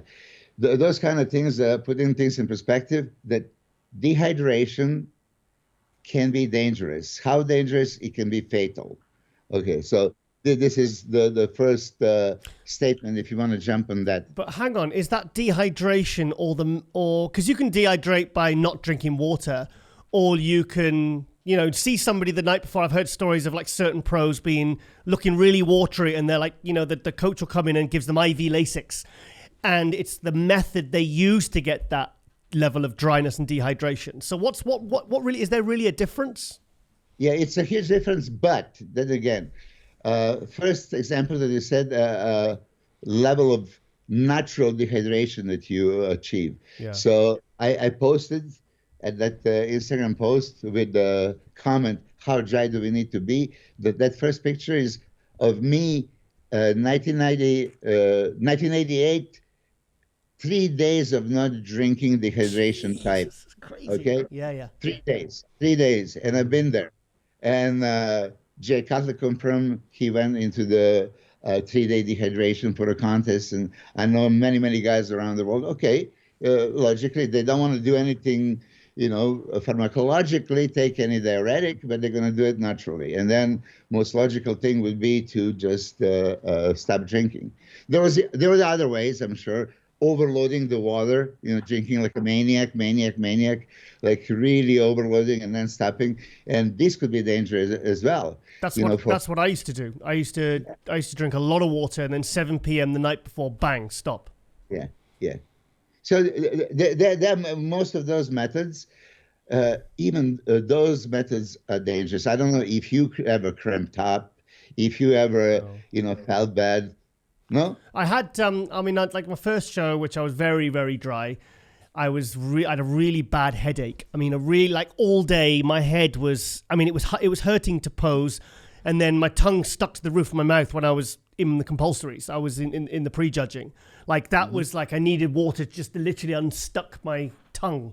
So, but apart from, and I just did feel I felt generally pretty shitty, but I didn't have cramps. I didn't have, I felt a bit dizzy maybe up on stage, but I didn't feel great on show day. That's what you can say. Dizzy, shitty, not feeling great, So you're a warrior and you handle it. Thank God you didn't get any cramps.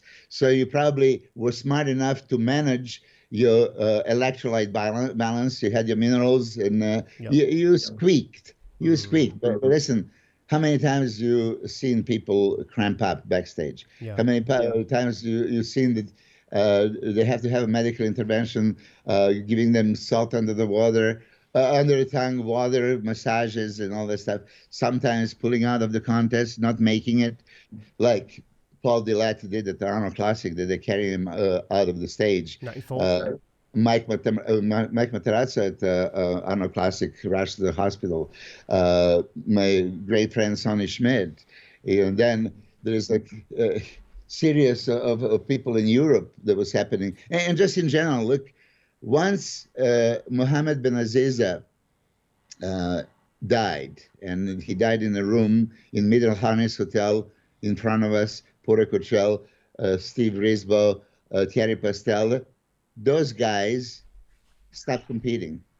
I'm not going to say stop immediately. I think that Steve Brisbane maybe entered another show, and Terry Pastel. Yeah, I don't remember them around that. Yeah, it's kind of around the time they stopped competing. Yeah, you're right. I didn't realize. I didn't realize that was the instigator, really. That's exactly, because I know them very well. And listen, I'm one of the guys. I am driving with Alki Gurley to Germany from Middle Harness, and we're still hoping we're going to get the phone call that maybe Ben Aziz is revived, and he wasn't, right? So imagine traveling with that, having this on your mind and your heart, like, oh, God. You know, and God bless his soul, condolences to his family. But that was danger of our sport, and he done that. I didn't coach Mustafa Mohammed back in 2004. I said that story, but I want you to, an audience, to understand it, because, oh, Milos is just a troublemaker. No, I'm here with you to try to help officials and federation and athletes that we just talk about the subject that is super important. But, example, I'm celebrating a top 3 place of Gustavo Badel at the 2004 Olympia, right, having a dinner. Yep. I got a phone call of Sean Ray, Milos, room 505, Mustafa, run. What's going on? So as I'm running there, he is all cramped up. Jeez. I mean, every muscle is locked. Oh. Right? And he's giving him Gatorade, and right away I said, stop. What did you use? You use aldactone, spironolactone, potassium. That happened with aldactone? Yeah, aldactone. Really? Mustafa at the time was using only aldactone. And that's the reason I say that is because it's viewed as the one that can be taken over days. It's quite mild. It's not like the IV Lasix or the Thrumas. What is it? The Thrumas. See, I can't say the word.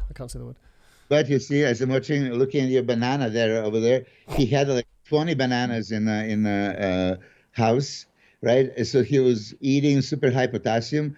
This is potassium sparing. Yeah. So he accumulated potassium through the roof. So he got hyperkalemia. Hyperkalemia can stop the heart at any moment. But you see, this is the real life situation. And I said this story, and I know that many people are always annoyed. Milos, you always say the same thing. Yeah, I say the important things that need to be heard and the truth. Mm-hmm. So I ran in, and paramedics came, and they're just about to, administer potassium-containing electrolytes. Oh, Jesus. Okay? Wow. And this is what actually happened in Middle Harness when a guy came and gave IV to Ben Aziza and extra potassium. He was hyperkalemic, and this is what killed him. Oh, my God. So here is deja vu, and here I am. I'm not medical practitioner. I cannot say any medical advice. Okay. But Sean Ray was there, and I told these guys, you can't touch him. You can't put this in him. They said, get out of the room. You're interfering with a dangerous medical procedure. This is life and death. I said, it is life and death. You're going to kill him with it. Mm-hmm. I'm not going to let you do it. So Sean came to me and said, hey, man, cool off. I said, listen, they're going to kill him. So I insist to go in a paramedic's car here in Vegas. And I went there with Mustafa, so they can't put anything. Yeah. Sean Ray, Kevin Levroni, there was everybody else, Jim Mannion, Steve Meiberger, they came later, right? And I didn't have a chance to talk to them there. So maybe they actually thought that I was coaching him and I got him in trouble, but I had nothing to do with it. I was just there knowing what happened with Ben Aziz and knowing what can happen, and it's happening right now. Yeah. So to make long story short, doctor came out, and first, I understand that you're interfering. It's a matter of life. I said, sir, are you going to measure his potassium? And he was like, as a matter of fact, like, yes. But later, the truth is he wasn't going to. They were going to just hook him up right away.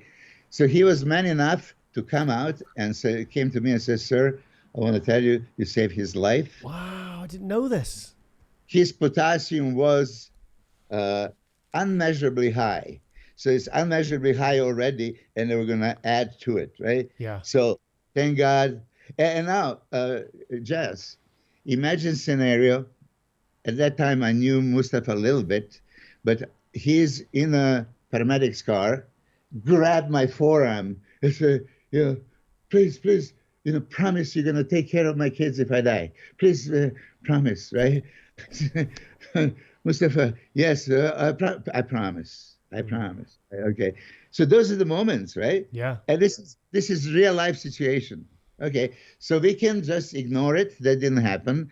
That's never going to happen. Well, week later, Amsterdam, after the Olympia Grand Prix, and I'm there walking. Here's Mustafa walking.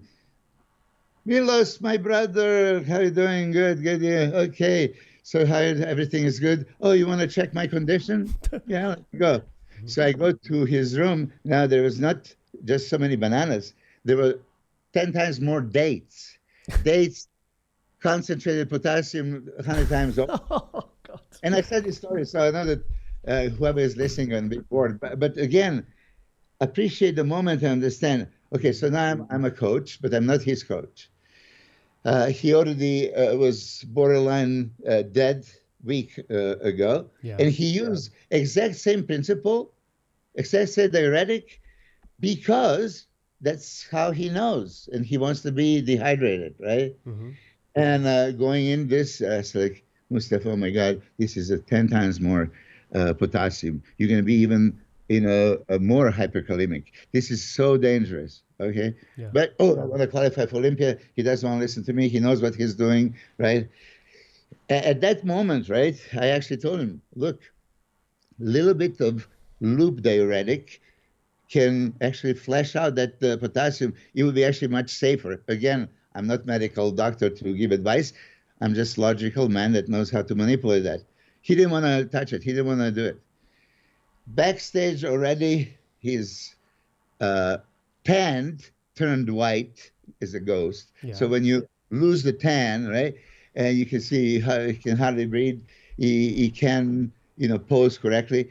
Like Benaziza in that 92 show, he was not able to hit the front of a biceps. It was everything like this, right? Mm. So here it is, deja vu. And Steve Weinberger and I are telling him, hey, man, what is going on? He's going to be okay. He's going to finish the contest. And he finished the contest, placed third, qualified for Olympia. Okay, beautiful, right? So we're supposed to go for the banquet, and then 5 o'clock in the morning, we're going to England, day after, 2003. Yeah. Remember? Yeah. So that was the thing. And just like, we have some... No, there was no 2003. There was no... Oh, yes, sorry, yes, there was. Yeah, sorry, I'm getting mixed up. Yeah, sorry. Guarantee, because... Yeah, because I saw 2003, that was when Jay Cutler, then Ernie Taylor, then Mustafa was he third at the British Grand Prix, wasn't he? Yeah, that was the one. Good turn. I remember I was there. So here, they were all in Amsterdam. And Chris Dim and I were ready for dinner. And you know how you're walking, but you have something telling you, let's go check on Mustafa just to see how he's doing. Mm. Because I've seen it before. And as I'm coming, I'm hearing like some loud noises. I get in. Ronnie Coleman is inside. I don't know if you know that story. Ronnie Coleman is trying to help him out, and he says, "What do I do?" I said, "Same thing." They already called the paramedics at that time. Oh my God! And I said, "This is deja vu. Like, listen, this is what happened." Paramedics in Amsterdam are going to do the same thing. Administration of potassium and other electrolytes. Yeah. And I said, please, you can't. And now this time, Steve Weinberger and I go into the car and paramedics and go to the hospital. So Steve was with me. I mean, so he knows very well, because he's one of the guys also that wants to make a difference. I want to make a difference, but this happens it happened quite often. So now what do we do? Just ignore it? So before we go on to that, what was kind of the response of the promoters, the officials, the judges, knowing that this was going on? You know, after the show, before the show, what was the conversation? What was the general feeling? Before the show, there was never really conversation about it. I mean, in general, when we talk to anybody from the federation, we say, like, be careful, don't do stupid things, you know, in sense. Yeah. It's extreme sport. We have to achieve that condition. And they kind of know that, we might go extra far and do something, but there are the safer ways and they're not so safe. And this is where I came and told you as a coach, even for a last contest, when I was describing how dry you should be. Yeah. You know, you have to consider a healthy level of dehydration and what you expose the athletes to. And then if you're gonna get them dehydrated, which is dangerous, but then there's the next day show again. Oh, so you have to do 2 days in a row, back to back. Well, guess what? In European Grand Prix Tour, we had 4 shows back to back, 4 days in a row, right?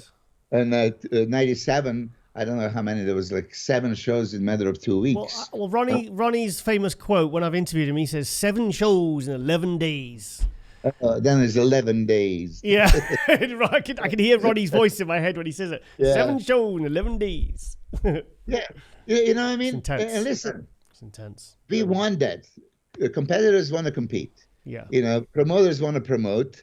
You know, federation want to, keep a sport alive. So it's all there. And listen, I'm sure that many is going to listen to me, hear what I have to say. I'm not trying to make a trouble for anybody.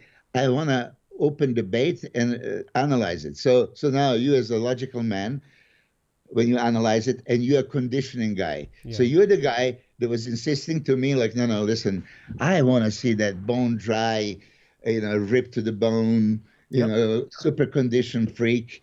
This is what I used to. This is what I want to see. Okay? But take that super conditioned, super dry freak out of the stage, put him in front of medical community to examine him. So he's highly dangerous, dehydrated, and could be fatal. Well, I did 14 shows, and I did diuretics for one of them, and it went horribly wrong. I took bad advice, and it was actually 6 weeks before I could actually feel that I could train again. That's how I didn't feel. My body was that stripped, and that I felt I tried training a couple of times in that time, and my body it was like my body had something had happened. It couldn't. It was like damaged, and it was 6 weeks before I trained again. So let's go. Obviously, because that's why I wanted to get you on, because I wanted to discuss this. Because, like I said, I'm conflicted. Because, like you said, this is what I want, but I understand I don't want people to suffer or die. So, what would you like to see happen? If we can gain anything from these conversations. Good. But first,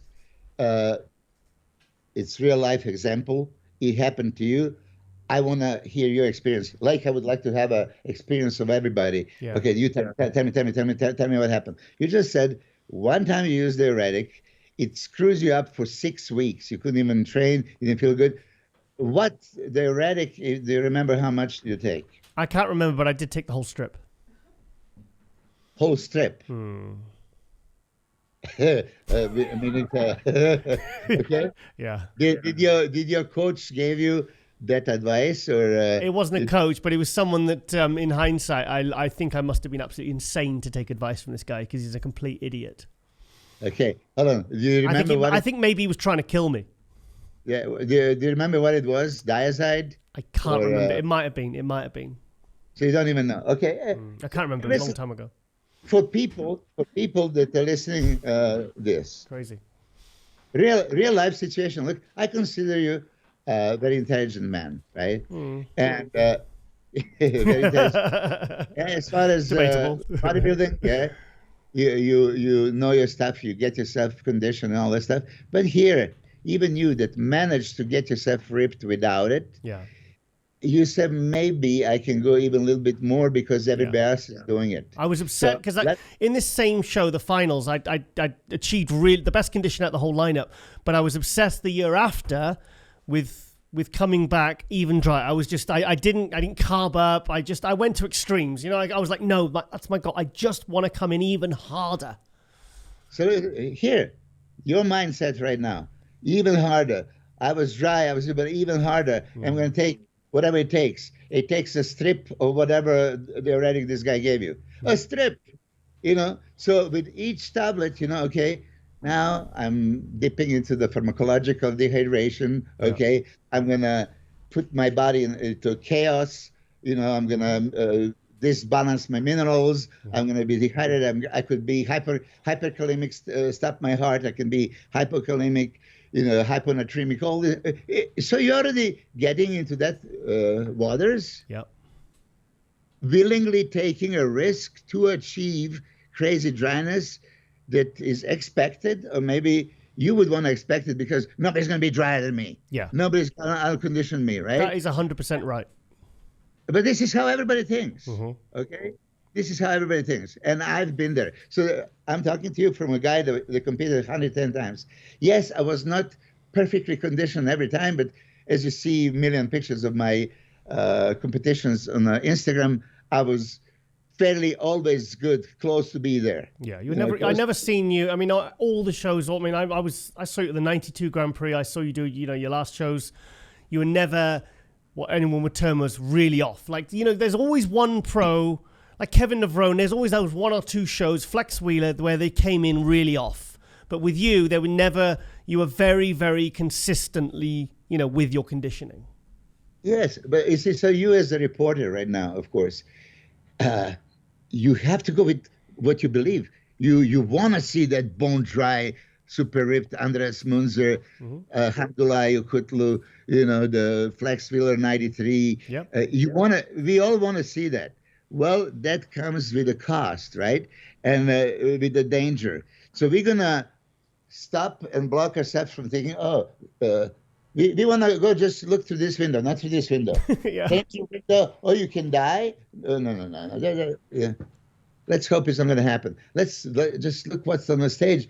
Oh, you see every fiber. This is super dry, bone dry, striated, I live on both sides of the fence. I was the guy that was, looking, from both mirrors and looking this side of the mirror as a coach, right? So then I would see the guy, and listen, I have many examples. I would tell them, look, you're just going to need, I'm going to say, diazide is most common diuretic that everybody uses, and it's combination of two. It's tramtaran and hydrochlorothiazide. That combination is mild, and you can go a little bit, and quite control it. I would give 1. People would take 5. Wow. Okay. Okay. Yeah. Then people would take, 10. Examples of 10. You know how there's many times post contest, and I said, "What did you do?" I did what you told me. I said, "Listen. My name is not Mickey Mouse." Yeah. What do you do? And then truth comes, and but with my previous coach, I was doing much more, and I think, I need more, and I need much more. And then there was a Canadian guy that actually went on online and criticized how, I'm a coach that doesn't care much. That actually I gave him 1. He normally takes 10 diazides. Okay. Stuff like that. Okay, so what is the end? Loop diuretics. I had last year as well, the strongest loop diuretic, bumetanide, Bumex. Okay, that's the strongest one that you should take half or 1, when needed. If you choose, you need aggressive dehydration. You're going to release all the minerals along with the potassium. Do you monitor it as in, because obviously you want to get rid of the subcutaneous water, but you don't want to get rid of the intracellular water. Like, because that obviously, I imagine, like with someone say like a Samson, you lose that fullness and that's it. He just looks flat and then he looks softer because the muscle looks flat, even though all the subcutaneous water is already gone. Is it that? It must be a fine balance of. Yeah. Well, I'm going to answer the question just to finish what I was going to. So with these loop diuretics, they're super aggressive, super, just like a Lasix, you said, a Bumix, the Demodex, Cipamide, there's furosemide, bumetanide, these kind of stuff. Yeah. They're just super aggressive. So I have a guy that took 10. Now this 10 should kill the horse. I'm serious. I'm not joking. Holy shit. And the guy survived. Yeah. Okay. And I did not advise him, right, to do this. He did it on his own. Yeah. And then you put yourself in a position like, oh my God. So what do? You say, okay, I can't coach you anymore, but there's so many of those examples. So now what you're saying about what diuretics do. Look, if you consider we have a 60-70% water, right? And, a lot of intracellular, interstitial, extracellular, subcutaneous, right? Yeah. Ideally, we would want to superhydrate our cells, so have most of the water intracellular. So glycogen binded with glucose binded with water as a glycogen, pushing the skin. That's beautiful, right? Mm-hmm. So you have to achieve that process first. So this is why carb loading should be prep step by step. You first have to have a water and a sodium to push the glucose into the cell and bind it with the water as a glycogen. Once it's there, okay, then diuretics should not break down the glycogen to release the water. Yeah. It's a different physiological process. But what people are doing is on the way as they are loading up, they're doing diuretics so that water that's supposed to go into the muscle doesn't go into the muscle. Yeah. So yeah. Examples like you said, like, when they're already pretty dry, you say like subcutaneously dry. So let's say they're dry, starting to load. They're deloaded, they're ready, and they're already dry because they're already taking diuretics. Yeah. So they're already taking diuretics, and they continue taking diuretics, but they're also carbing up. Well, the diuretic is going to keep taking that water that's supposed to be binded and loaded and make you out. So the two are in direct conflict with each other, aren't they? Yeah, it's like you want a water, to go into the muscle, but here is diuretic, makes the unfold and go somewhere else. Yeah. In that sense. But principles of peaking for a contest is a different thing. We are talking about the dangers of diuretics. So what I was saying, let's just focus. What can federation do? What can athletes do? What can promoters do? All right. My idea, what I was saying is, have assessment, a level of dehydration that okay, this is not dangerous, or this is the highest level that we can accept of a danger that we want athletes to expose themselves. How though? How can you do that? That's really, I really feel for the federation, because how can they police that? How can they monitor that? Like I was imagining, like how you prepped Samson for the Olympia was very different how you prepped him for the Arnold. Because you said on one of the episodes before, you said you wanted to bring him in. You said, I want to bring him in full for the Olympia. I wanted to bring him in full because that was the tactic you used. It worked, because you brought him in nice and full, but then the conditioning wasn't quite, say, what it was at the Arnold Classic. Yeah. Samson more than most of the people. And now everybody's like a genius, and they've seen it coming. Let's say, I seen Samson's physique. Oh, this is diamond in the rough. Yep. He's in beautiful shape, has everything. He was missing still size, fullness, width, shoulders, back, right? That's what he was needing, to be now considered, one of the top. This is what it was. Here's a show that he's going to go next to Big Ramy with the, the Brandon Curry, with Hari Chupan, with Hunter Labrada, with Andrew Jack, with the Michael Krizo, with the monsters, right? Mm-hmm. So we needed every bit of size, and so they realized, oh my God, how big he was. Conditioning, yeah, I thought we could get a little bit drier. We didn't. Okay, but I was happy with the overall package, and especially how he's working now. This kind of conditioning he presented, they want him to present a little bit better. We presented a little bit better at Arnold Classic, and we know that we need to go even further, for the Olympia to be even tighter. Well, Bob, sorry to interrupt. Bob Chick, I had him on Power Hour with Ron last week. It airs on Tuesday. And he said, he was really praising Samson. He says, I'll tell you guys, he says 5% more condition. We're looking at the next Mr. Olympia. Yeah. And this is how it is. This is also what I believe. Yeah. But would Hadi Chupin be off the chart, super dry condition? Probably. Is he going to out condition Samson? Probably he can make that illusion because he has a striated chest and intercostals and stuff. You leave impression. I'm going to tell you, I was not as conditioned as I appeared to be. Really, I was just super separated. I had deep separation, striations, feathers, feather chest, feather. I always say to people on my Instagram, on the Grand Prix. Sorry, I was talking about someone about shredded glutes, and I said like say Derek Lunsford. Like there's parts of his body, like his chest, that aren't super detailed like Hadi's are, but because his glutes are so developed, sometimes it's to do with the muscular development rather than the conditioning. Like I've seen guys off, but their glutes are shredded because they've just really worked the area, tried to overdevelop the muscle. So, because really striations is down to the development of the muscle. It's not only condition, is it? Yeah, but I'm going to tell you this. Really analyze. Okay, this is now off the topic, but as you mentioned it, when you look at biomechanics and how they do the squats, and all the guys, they have a crazy glutes, usually still need to develop quads because they do most of the work from the glutes.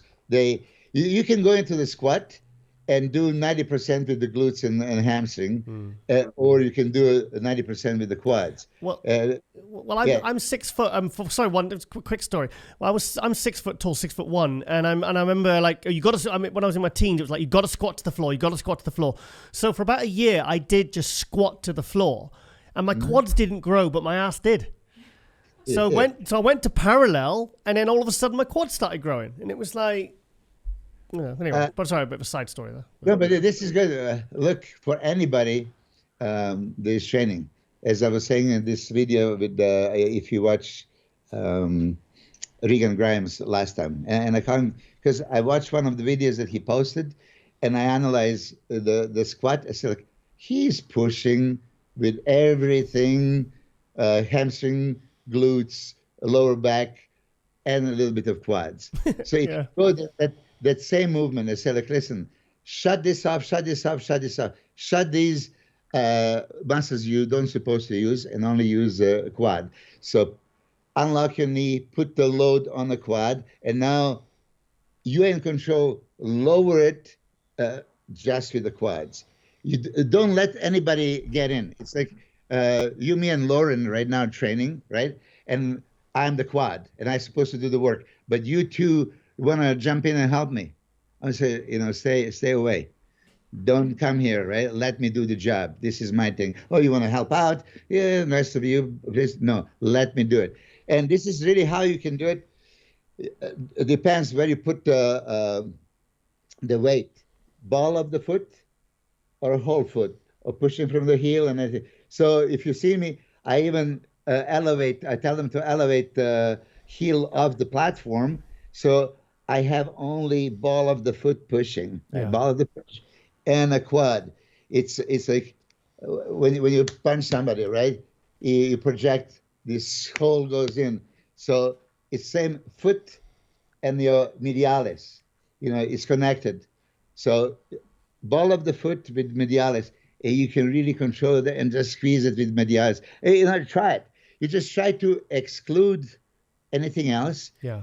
Search for the pain where you want a pain, or medialis or lateralis. Okay. So once it's burning, stay there. Appreciate a little bit, go a little bit lower, and stay in that zone. Down and up, down and up. You just want to feel excruciating burn in that quad. Yeah. And don't touch your ass. I've seen that happen. 20 guys from IBB Pro, I can tell you, they have a striated glutes like ropes going in, right? And they have weak quads because they're constantly pushing it from the glutes. Yeah. Yeah. I don't know why we even touched that subject. Talking about asses. Yeah. So yeah, we'll finish off on the conversation about what you would like to see happen, because I mean, some people would say you're only saying that because you know that Samson's not going to be the most shredded guy and you want him to win the Olympia. I've seen that being said on comments, but yeah. I mean, I would imagine from what you've said tonight, it's more to do with your personal experiences over the last 30 so years, where you've seen people die, you've seen people go to the emergency room, you've seen too many near misses. Yeah, this is exactly. Please, you can be free to jump on me and say, yeah, Milos, maybe I think there is some truth to it, right? It would be logical, right? He's my guy. I'm a biased coach. I want to that biased coach thing, and you know me for a million years. I was singing praises for Andrew Jack. I don't coach him. I was singing praises for Hadi Chupan, saying that he should have been 3 times Mr. Olympia. I'm not his coach. Mm-hmm. Brandon Curry, love his physique, right? There's gazillion guys that I would sing praises for. I didn't coach them, right? Here it is, biased coach. I appreciate physiques of my athletes like Regan Grimes, right? Yeah. Like Behruz Tabani, mm-hmm. like Samson Dauda, right? This is it. And I kind of always want to emphasize #bodybuilding. We want a bodybuilding beauty and all that stuff. So Behruz has the ability to be super dry, ripped to the bone, right? That's, genetically some people have it with a very minimal effort, and we can achieve that. Regan, okay, the Reno show, he looked great in Egypt. At Arnold Classic, we didn't pick him right. It was just a lot of things going wrong. When you're sick, COVID, body doesn't respond and all that stuff, and you just try to force it, kind of things. As far as Samson, you see him continuously improving, and we just didn't take any risks. This was very good message that okay, this kind of conditioning, it's fair enough. Maybe we're going to talk to the judges and find out we need a little bit more. Bob Chikrila was saying, Dennis James, Chris Bumstead, okay, we still need 5% more or something, whatever that means. Whatever that means. When they're taking percentages. But it's not easy for the judges. It's not easy for you. Look, you're a conditioned guy. If I try to now convince you, come on, Giles, we're going to have to scale it down. Okay, you're not going to like it. If I tell you we're going to have to scale it down for the sake of safety, because we love those athletes, we don't want to put them in a danger, we don't want to put them in the hospitals or 6 feet under, right? So now, am I a good guy saying it or a bad guy? Well, I mean, Ron Harris gave the argument, and he said, just say, for example, we find out Samson's got a twin brother who's been bodybuilding for an equal amount of time. They're both on stage. They both got exactly the same physique. They weigh the same. And you've got one guy that's coming drier. He says, what are the judges going to do? They're going to give it to the guy who's at the same level, and they're going to give it to the drier guy. So that's what's going to happen. Look what they tried to do in 91 with the female. They said, we're going to dial back the muscularity. We want the ladies to come in smaller, less muscular. We're going to basically, we want to see almost like figure, not bodybuilding. They tried it. It didn't work. Yeah, it didn't work. Listen. And this might not work. But they tried. Thing is, they tried with diuretic testing in 2001. Look what they did there, and it just didn't really succeed because guys found ways around it. Jay Cutler tried to sue, for the drug. We all know the stories of what happened. But they have tried. They've tried. Okay, so Ron is correct. Twin brothers, one drier. Then the other wins. Yeah. You would give it to him. I would give it to him. And judges would give it to him. Okay? Yeah. This is how it is. Next contest, this brother says, screw you, bro. I'll do more than you. Okay? This time I'm going to be drier. Yeah. Okay? Yeah. and back and forth. I mean, this is what we have. Yeah. It just, what do we determine that would be safe? You know, it's easy to close your eyes and not take responsibility. I don't know. Do whatever you want. Okay. Or like for the like you said, the judges just say, or the officials say, look, guys, just be careful. Don't go crazy. But that's pretty much all they can do, isn't it? And to be fair, you know. Okay, so let's be practical. And I'm sorry, judges are listening to this also. That's the only thing that they can possibly say. What else can they say? Yeah. Yes, you know, be in a great level of conditioning, you know, be lean, and then be fairly dry, right? Be careful, okay? But you're going to be careful, Giles. I'm going to say, I want to win at all costs. I'm not going to be so careful. And this guy is going to be suicidically ready to you know, risk anything. Yeah. Okay? Yeah. I mean, I did diuretics knowing that I could get condition without it and knowing that I could... Do you know what I mean? But I still did it anyway, and I did something really silly, you know, that was really, I knew, it's not like I was, like this is why in the era of coaches nowadays, like you'll have people that are coached from the very first show they ever do. You know, 20, 30 years ago, you didn't get a coach until you were a pro, maybe even a top 6 Olympia pro. Now, everyone has a coach from day one. So they're so if the coach says, take a full strip, first show, you don't know any different. You don't have any experience to know any different. Yes, but you know, as Sean Ray was pointing fingers at the coaches, right? Oh yeah, not medically advised people giving without a license, giving the medical advice, right? Not looking that maybe some of the coaches are there as a lifesaver, you know, to save those guys. Good point. You know, and this is how it is. It goes both ways. It's just like I want to be politically correct. I love everybody in the federation. I also love all the athletes. Yeah. How do we find a happy medium if this is not talked about it? This is why I commend you for doing this show. We're talking openly. You know, hopefully it's going to get some attention. Questions are there. We still don't have an answer. If you ask me, what is the answer? I would say determine healthy level of dehydration is acceptable, okay? And then if you really reward super unhealthy bone dry, you know how I got there, dehydration, you're opening the door. Yeah. So, you know, this should be defined. And you can't exactly suspend someone if they die on the, you know what I mean, at a show. It's like you can't then take action against them. You know, and the thing is, like, there's stuff that you told me that I didn't know about with big names. I didn't know some. I knew some of them, but I didn't know all of them because some of this stuff was happening on backstage or in hotel rooms. You know, so why didn't the federation then go, right, okay, then we're going to have to suspend you, what's his name, Mohammed Mustafa, we're going to suspend you for 6 months now because you've done this twice. You know, you've had Milos that saved your life. You know, this is not a good look for the federation. If this gets out, you know, this was before, obviously pre-internet, you know, well, around the time, whatever. But, you know, if that had got out, that could have backfired badly on the federation, which would have caused them problems, you know. So maybe they should have fined and suspended someone like that, but they didn't. Yeah, but this is perfect. This is perfect. You mentioned this because here is that example. Should athlete be suspended? Okay. Peter McGough, after 2 strikes that Mustafa had, called me and said, Milos, this guy is going to kill himself. Did he? Yeah, and he says, I want you to coach him. So I want you to go with him in the next, there was a Charlotte show and there was a few. He says, okay, you know, save him.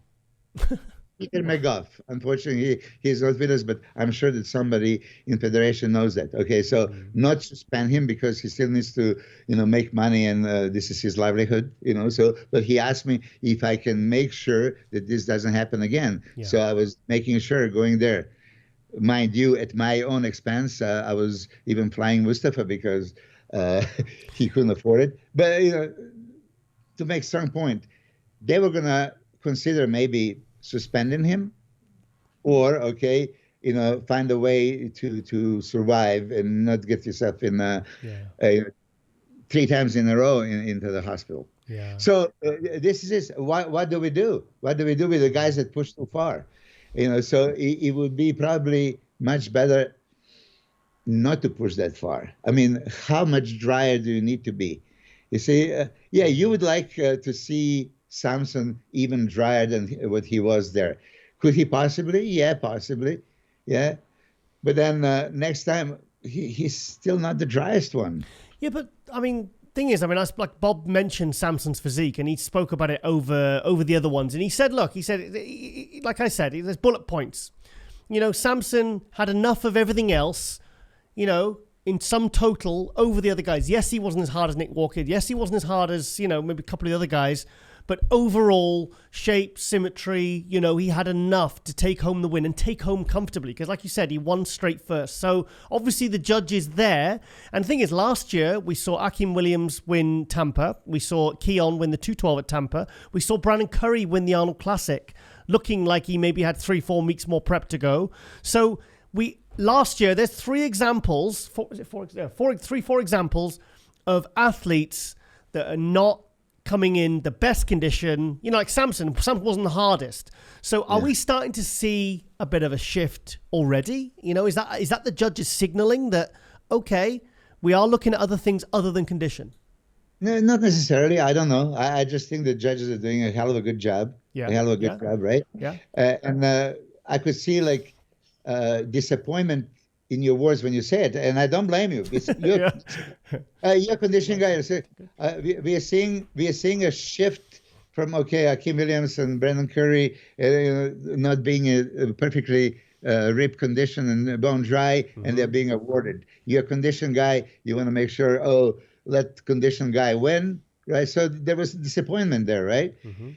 It's extreme sport. We all want to see freaks. We all want to see crazy conditioning, yes, but we all know at what expense. Yeah. Now you're pushing it. You want to play. We already play a Russian roulette, okay? But how many bullets you're going to put in the chamber? Yeah. 1, 2, 3, 4, 5. This is how it is. And I'm telling you, because I competed 110 times. That means that 110 times I needed to be dehydrated on the stage. Yeah. Okay? 110 times. Wow. And then I guess probably at least as many times or more. Yeah. And then I did how many photo shoots for all the magazines. You think that I was, they're going to now tell me, oh, you see Milos, you're crazy. Yes, I did a diuretic for every photo shoot. Wow. Pictures are forever. Mm-hmm. Flex magazine, Muscle Fitness, Muscle Mag, they want me to be featured in the magazine. Mm-hmm. And I'm going to go there. I could have looked just a little bit better if I did it or not. Of course, there was no question. And so many other guys do the same thing. We are in this sport, so you want to be representable. If you want to be representable, you're supposed to be leaner. So I was lean year round. Yep. That thing. And then you need to be a little drier. I mean, if you come to the photo shoot retaining water because you didn't really pay attention, you ate some sushi and higher sodium and all that stuff, but you didn't really want to bother with. Well, I had to. If I had sushi and I had water retention, I had to take care of. Mm-hmm. But see, this is on a small scale. On a big scale, Olympia, Arnold Classic are 2-day shows. Okay. Mm-hmm.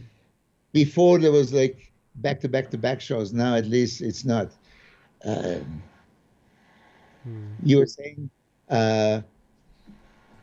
Andrew Jack will peak for the first day because it's hard to peak for banana, guys, banana. I mean, you know what I mean? Yeah. Because I think that your thinking was they can peak for both days. Yeah. Because if you push a little bit harder on one day, the second day might not be. That's my observations generally of athletes. They'll usually like Phil. Phil Heath would always, Mr. Saturday Night. He'd always pull it out of the bag for Saturday, and he'd seal the deal. There is a truth to it. I mean, I'm not arguing. There's a truth to it. Because let me tell you, once you're really dehydrated and they worked you on the stage, and oh my God, you are so depleted. But then you have a show 24 hours later. Are you going to freely drink? Mm-hmm. So if you're going to freely drink, but you did so many other things, and your body's going to try to rebound. It's always like this. If you go in one way, your body's going to want to super compensate. So if you go that way and then you just drink a little bit, it's not going to try to go back to normal. If you are super dehydrated, body's going to rebound and super hydrate. I remember the 1992 British Grand Prix. You were in it. I was sat there, fourth row. And I remember Mohamed Benaziza. This was one day after the Olympia. And when I remember, obviously, because I saw the photos afterwards and I had my own photos, which I'd taken myself at that show, that was one day different. And his physique had completely changed overnight. I mean, it looked, you would not believe that was 24 hours difference. He looked completely different. Yes. And crazy. Last show. You see, there is no too many pictures from a Dutch Grand Prix, which he won and died after. But that was freakiest Benaziza I've ever seen. Really? Even better than Night of Champions? Oh, freakiest ever. That was like borderline. I mean, when you just... sad, though, isn't it? Sad. You see the picture. When you see him move, he was shaking like a leaf. And it was like, that was horrible to watch. Yeah. You know? And okay, let's go a little step further. This was happening on the stage. He could not even hold the pose. Then there was a top 6, right? So now top 6, he couldn't even come out for a top 6. They let him sit there. When you can't be compared, right? You're not supposed to be judged. But he was so convincingly better, they let him win. Then he couldn't even come up to pick up the trophy. Wow. So, shit. Gary Pastel and Porter Cochelle drag him there. Okay. But see, that was already the moment. This is extreme, okay? Medical care should be, taken care of. What do you do? Shit. That's okay. crazy. And we were just there just witnessing. Okay. Yeah. Oh, well, Oh, Christ. Milos, finally, I want to talk a little bit about Behrooz, because I've seen him now twice in Romania, and I've seen him in the flesh. I mean, I got told off by one of the competitors' wives for my reaction when I saw Behrooz at the night show. She said I was cheerleading for I'm being biased, even though I don't even know the guy, and it's true. It's true. It's crazy. So I know how good he is. You know how good he is. Are you excited for what he's going to bring to the Arnold Brazil? Oh, hell yes. I mean, I'm a huge fan. He's so good. He's so good, guys. I'm telling you. Sorry, I get excited. I'm a huge fan. I just can't wait for him to be in the United States. I could actually show him a couple more things. I think it would be a difference. So you are not biased coach, right? Now you're a biased commentator. And then, like I said, they would tell you, no, you're telling what you see and what you think, right? Okay, if you're impressed by somebody, you're impressed by somebody. It just happened that I'm coaching so many people and then, oh, you're a biased coach. No, there are all these other athletes I love. I love all these people. Milos, on a personal thing, I root for everyone. I want everyone to be at their best. I want to see everyone do well. Even if I don't like, if I hate someone, don't like the word hate. If I don't like somebody personally, or I still want them to be their best. I'm still rooting for them. Do you know what I mean? Yeah, so for me to be a cheerleader for anyone is absolute nonsense.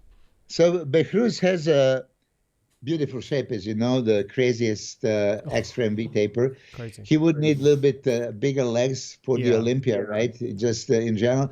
But upper body is state of the art, super small waist, crazy back, beautiful arms. I mean, with frontal biceps. Oh, when he flicks it up like that. Oh my God, it's incredible. Actually, Lauren was the one who interviewed him. She did the winner interview for Wings of Strength for Behrooz, didn't you? And the guy didn't speak in English. Good job, Lauren. Then you see the level of conditioning, especially that he shows from the back, right? Oh, yeah. Level of conditioning from the back, I would say, contest Derek Lansford conditioning, okay? 100%. If you look at dryness and separation and tie-ins and hamstring glute tie-in and glutes going all over the place, oh my God, it's phenomenal, right? You see, he doesn't show exactly the same from the front. This is how it is. Some people are better from one another. But areas of Behrooz that nobody can ignore is, the waist to shoulder ratio and the beauty round muscle bellies. aesthetics of the chart.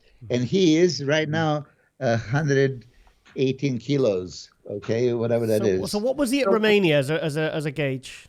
113. Wow! Holy shit! Okay, so 13, and he is. So he would be a little bit heavier for this one, maybe 2 kilos heavier for the Brazil. Are you? And the goal is to continue putting a quality mass this year, with the hope that he can make it to the Olympia. Oh, please. I mean, I think surely if we can get to, I don't understand how we can get to Brazil over this side of the over the ocean, but he can't get to bloody USA. I mean, it's criminal. I mean, thing is, I don't know. I mean, had he managed it, surely we can get him to the Olympia. Surely. I tried to contact Hani Rambo, and he says it's super, super difficult, and he did it through sponsoring from Evogen, and American company somehow, got the nod. And we tried to do this for Becruz. He was ready. I mean, it was so painful watching him. He was ready. And he went to Dubai, to the American embassy, apply everything that he's supposed to do. He did. I guess IBB office sent it, whatever was needed. Yeah. It was not. Oh, it's just... Because like, I mean, at least we're going to get him to stay over this side of the world. Do you know what I mean? Because I'm excited for the fans that haven't seen him. Like, because only European fans, really, only us guys, and like Jake and Alina and a few of the Wings of Strength team and Tim Gardner have seen him. They've seen how good he is, and I just want to see him in front of a different audience. Because I think, especially with the Brazilian fans, I think they're going to go absolutely crazy for him. And I think, it's going to be interesting seeing him up against Sergio. Your guy Vitor Boff, is he doing it? Yeah. So you got Vitor as well. I mean, it's going to be exciting. Yeah. But I think there's going to be a lot of talk around Belarus this year. I think I think he's like another Hadi waiting to happen, and taller. You see, you have that advantage that you saw him not once but twice. Yeah. You see him in flash. Oh, incredible. And actually, you see him 4 times because it was a 2-day show, right? Yeah. It is today or no? It's the same day. No, it was same day. But the thing is, I messaged you and I said like, because I was disappointed when I saw it prejudging because he looked a bit flat, and it was close between him and Brett. And then the night show, if you actually watch the live stream, when he just comes from backstage and he stood behind the MC, so he's not even walked fully onto the stage. He's basically almost just a silhouette. You hear my reaction. You hear me going completely crazy, going, oh my God. I was losing my shit, wasn't I? Because I just seen, and I said to you, I messaged you. I was actually on the live stream messaging you on text. And I said, what have you done? What have you done with him? And you said, well, nothing. It was a bit of chicken and, and he didn't do anything. He just, basically just ate a bit. He had a few hours. You know how it is. They don't have money, so they can't come there like a few days early. So he would fly in like 3 o'clock in the morning. He arrived in Romania at 3 o'clock in the morning, whatever, the Friday, and the show is Sunday. So you don't even have a Friday night there. You only have a Saturday night. Yeah. These kind of things. Yeah, but let's hope. I mean, if Federation could do anything about it, if somebody listening to this podcast has some connection that can manage it. Look, not even just the Olympia. I was talking to Emilio Martinez, a Spanish promoter, that, please bring him there. And it still didn't happen. They tried to communicate and it still didn't happen. I would want him to go there and pick up, as much prize money as he can. That's a lot of money for him, for Iran. He should. He's there, ready to compete, and just can't get the visa. For the love of God. So Emilio was saying that he could possibly, with enough time, manage to give him, but it didn't happen last year again. Oh, well, like I said, he's getting to Brazil, so I was really excited when I saw that he was in, because I thought, yes, this is because I had it in my mind he wasn't going to compete till the end of the year, so I'm really happy that he's doing Brazil. I think he'll win it. I think he'll win it comfortably, and then hopefully we can get him to the Olympia, mate. But yeah, I didn't see this one yet. He just sent it to me. Hold on. Let's have a look. He's looking tight. Look at the waist. He looks like a Photoshop, doesn't he? Yeah. Beautiful. He's so good. This is new one. I didn't see it yet. I just saw the message. I just woke up. He's awesome. He's so awesome. I really do rate him. I really do. I think he's, last year everyone was talking about Andrew Jacked and Chriso, and I'd love to see Behrooz be the talk of this. Look at his hamstring drop. Look at that. I can't see it now. You are seeing it, but I'm going to see it right after. But it's impressive. It's impressive. And as well as we talk about him, this is his update from 3-4 hours ago. Nice. It can't get more exclusive than that, guys. Yeah, let me just do the back down biceps and then let it go. Yeah. There we are. Just hold the phone down a bit. That's it. Yeah. Oh, look at that. Wow. He's awesome. He is. He's fantastic. He's fantastic. Cruz, I'll get back to you right after. Right. Anyway, yeah. Right, Milos, I'm going to let you go, mate. And I'm glad, like I'm saying, glad we sorted our issue out and we talked. And you know what? I will say, though, I'm glad you rang me, because I don't like this texting back and forth and then getting and then we're sort of glaring at each other at shows and then we're ignoring each other. And I thought at least you had the decency to pick up the phone, scream and shout at me for 10 minutes, and we sorted it. Thank you so much for doing that. I really do appreciate it. I really do. I love you guys. You know that very well. And listen, if you just, Lauren, kisses to you. But if you just don't agree, right? So here it is. Both you and I would like to see dryness on the stage. We would. Okay. But both you and I have to now respond to somebody. Hey, Jazz, did you get yourself in trouble with taking that strip of a diuretic? Yes, you did. Milos, did you ever get in trouble? Oh, hell yes. I was locked up everywhere. I was locked up, every muscle. I would have to unlock my chest. Okay. Have I seen others? Yes. So, are you going to ignore that? Well, I would like collectively to do something about it. Okay. And just, that's the first step. We said our piece. Maybe it's going to go into more discussion. Yes, I appreciate that you're the conditioning guy. I always, back in the day also, if I'm more conditioned, I think I should, rate higher. I wasn't. Then I have to realize there's no matter how conditioned I am, I'm not going to beat Flex Wheeler. Flex has too many attributes that I cannot overtake him, Yeah. I was happy enough and lucky enough to beat Kevin Levroni once, because he was off. But you know what? I told this Kevin, when I looked at the pictures and video from that show, 93 France, it's like, how on earth did I beat you? Even one show that I beat him, I realized there's no way that's true. Hey, anyway. Hang on, you posted those 99 British Grand Prix. You beat NASA. Yeah. You beat NASA. Twice. I mean, that was the year NASA won the Arnold. I mean, that was NASA kind of almost at its peak. That was a good. Hold on a second. I got to do this. I got to do this publicly because this is like. Check this out. I posted this picture, right? Yeah. Yeah. Oh, don't. You see that? Yeah. Look at that. Oh, next to Kevin Levrone and Ronnie.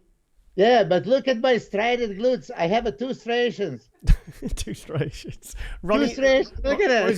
Ronnie's got 200. Because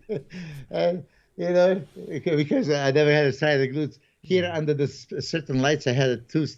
So please, publicly, I showed you my striated glutes. Right. Anyway, guys, nice talking to you guys. Yeah. I love you guys, and we'll do this again. Thank you so much, Milos, and I'm sure I'll be speaking to you very soon, mate. Okay. Thank you, Milos. Bye-bye.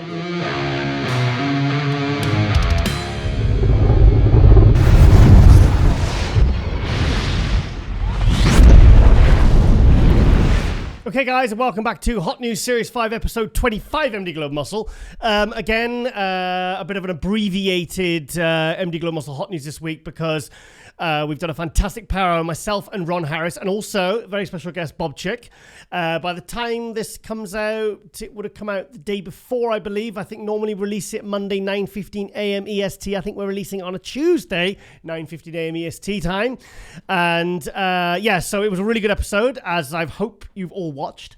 But because the power hour is obviously where myself and Ron really discuss kind of like a lot of the news and hot topics going on. And also it's getting a little bit dark today because we're filming quite late, because Milos, we filmed late, and then we wanted to film the hot news afterwards, because last week we filmed hot news about a guest that was coming on and he was a no-show twice, cancelled twice in the same day. That's a new record for me. So I'm going to go back to filming hot news because it goes in the order of guest guest or whatever, and then hot news at the end. But I want to go back to doing hot news just in case that happens, to prevent that from happening again. So Lauren actually has no camera on her because it's too dark now. So we're just going to get the mic. Say hello, Lauren, just to prove you're here. Hello. Sorry. Right, okay, so we're going to get right into it. Like I said, very, very... Arnold Brazil now is the next big contest on the horizon, which is 2-3 weeks away. And in 4 weeks' time, we will be in Sweden for the NPC Sweden. Myself and Lauren doing the live stream commentary with Ashkan Agili. So, free live stream, so check it out. It won't cost you anything to hear our wonderful voices and hear our expert opinion on bodybuilding and who we see on stage. So check that out. We'll be bringing that up in a couple more weeks, but you can go to NPC Sweden and check that out now. So, yeah, I'm going to go to Mike the Badass, Mike Sommerfeld, who we had. It's Mike Sommerfeld, not Sommerfield. So if you look at searching his name, take the eye out. But Mike Sommerfeld, great interview. Finally, I've been trying to get this guy pinned down for a while. He was just tricky trying to get him booked in. But yeah, great guest, great interview. I'm really, really happy with it. Getting married in 10 days as well. Yay. Congratulations, yes, as Lauren said that. Women are always so much more into marriage and congratulating other people. And guys are just like, oh, well done, bro. You know, guys are a little bit more sort of like, oh God, you're getting married. Ugh. But women are always like, oh, yay, babies, marriage, and that stuff. So, but us guys are a bit more sort of, a bit more morose about it, I guess. Even though it's a wonderful thing, darling. But yeah, so Mike Sommerfeld, I saw him turn pro at the Royal London Pro in 2018. March 2018, I was there in London. It was a really, really good show. And he won the heavyweights and overall turned pro as a bodybuilder. Then in 2019, he did his first 212 show, and then working with Neil Hill convinced him to switch to classic. So where he's been ever since. And and he's really, really starting to make strides in the last year and a half. He was 5th place at the Olympia. He was 4th place at the Arnold Classic just the other week. And he's doing really, really well. And the main reason he's doing really, really well is because he's really started to nail the conditioning now. So him and Neil Hill finally worked out the formula and really got that stage conditioning down, because he has a liver condition, which I think that was what was preventing him from getting really, really hard. But they figured it out. They learned that actually backing off in the last 2 weeks was actually what he needed to do, because he said stress, which your body's under a lot of stress in the last few weeks for a show, is what causes the inability to get that really, really good hard conditioning. So so they figured it out, and so now he's getting, the first call out at the Olympia, like I said, 59 guys in it, absolutely incredible. And he's done really, really well. So he won in Dubai back in January, I think he said it was. That was the first show of the year. That was the one where you said, "Oh my God, they're doing shows already." It wasn't very widely advertised. I found it. I couldn't even find it on the map. A lot of these Middle Eastern shows, the Dubai Classic, Saudi Arabia, these shows, you never hear about them until like 2 days before, or on the day of the show, and you see the other outlets, they come in the media, the Instagram pages, the bodybuilding pages, like Bodybuilders Without Borders. They're the ones that start to report them. But up until then, you don't even hear about them. I think it's because they only want the Middle Eastern guys in it. I was just going to say, it's a bit of a secret. Yeah. I mean, thing is, any competitor that is trying to figure out, any pro that is trying to figure out their calendar for the year, they go to the IFBB Pro calendar on the website, and they are on there. It's just general advertising for us sort of media guys and fans and stuff like that. It's a little bit, it's a bit tougher to find out about these shows until they're actually bloody happening. So there's, his lady competes as well. Oh, that's cool. That's cool. Oh, that's the lady who brought me the coffee. Yes, while we were filming. So you've already seen her. They've moved around a lot, and they've lived in Mexico. They've lived in Dubai. Now he said he's back in Germany. Now that's a good photo. He's got a stupid filter on it. Why has he got that cartoon filter up? I don't like that. He doesn't have a filter on it. It does. That's got a filter on it. Are you sure? Look at the filter. Open your eyes, woman. He's got a lovely physique. He's got and thing is, he's big as well. He's big classic. It's his shoulder width and his back. It's the way his back comes out. It comes out like it's such an angle. Do you think his pants are different? I've never seen that style. Classic. I'm looking at his quads. I'm not looking at his pants. I've got to be honest, Lauren. so yeah, but I don't know who this guy is. Is that his dad? Oh, is that his dad? Yeah, because he pops up in a lot of photos. So I'm guessing this is his father. We referenced a few times in the interview. But look at the quads, look at the car. He's got amazing physique. I was just so frustrated for 2-3 years there because Mike just wasn't getting the conditioning. And then it was about a year and a half, 2 years ago maybe, he really leveled up, got his conditioning right. And I was like, yes, finally this guy is going to be able to fulfill his potential. I don't like that filter though.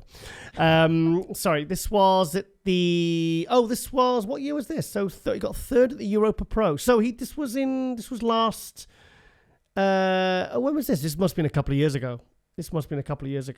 Daddy und... I don't speak German, sorry.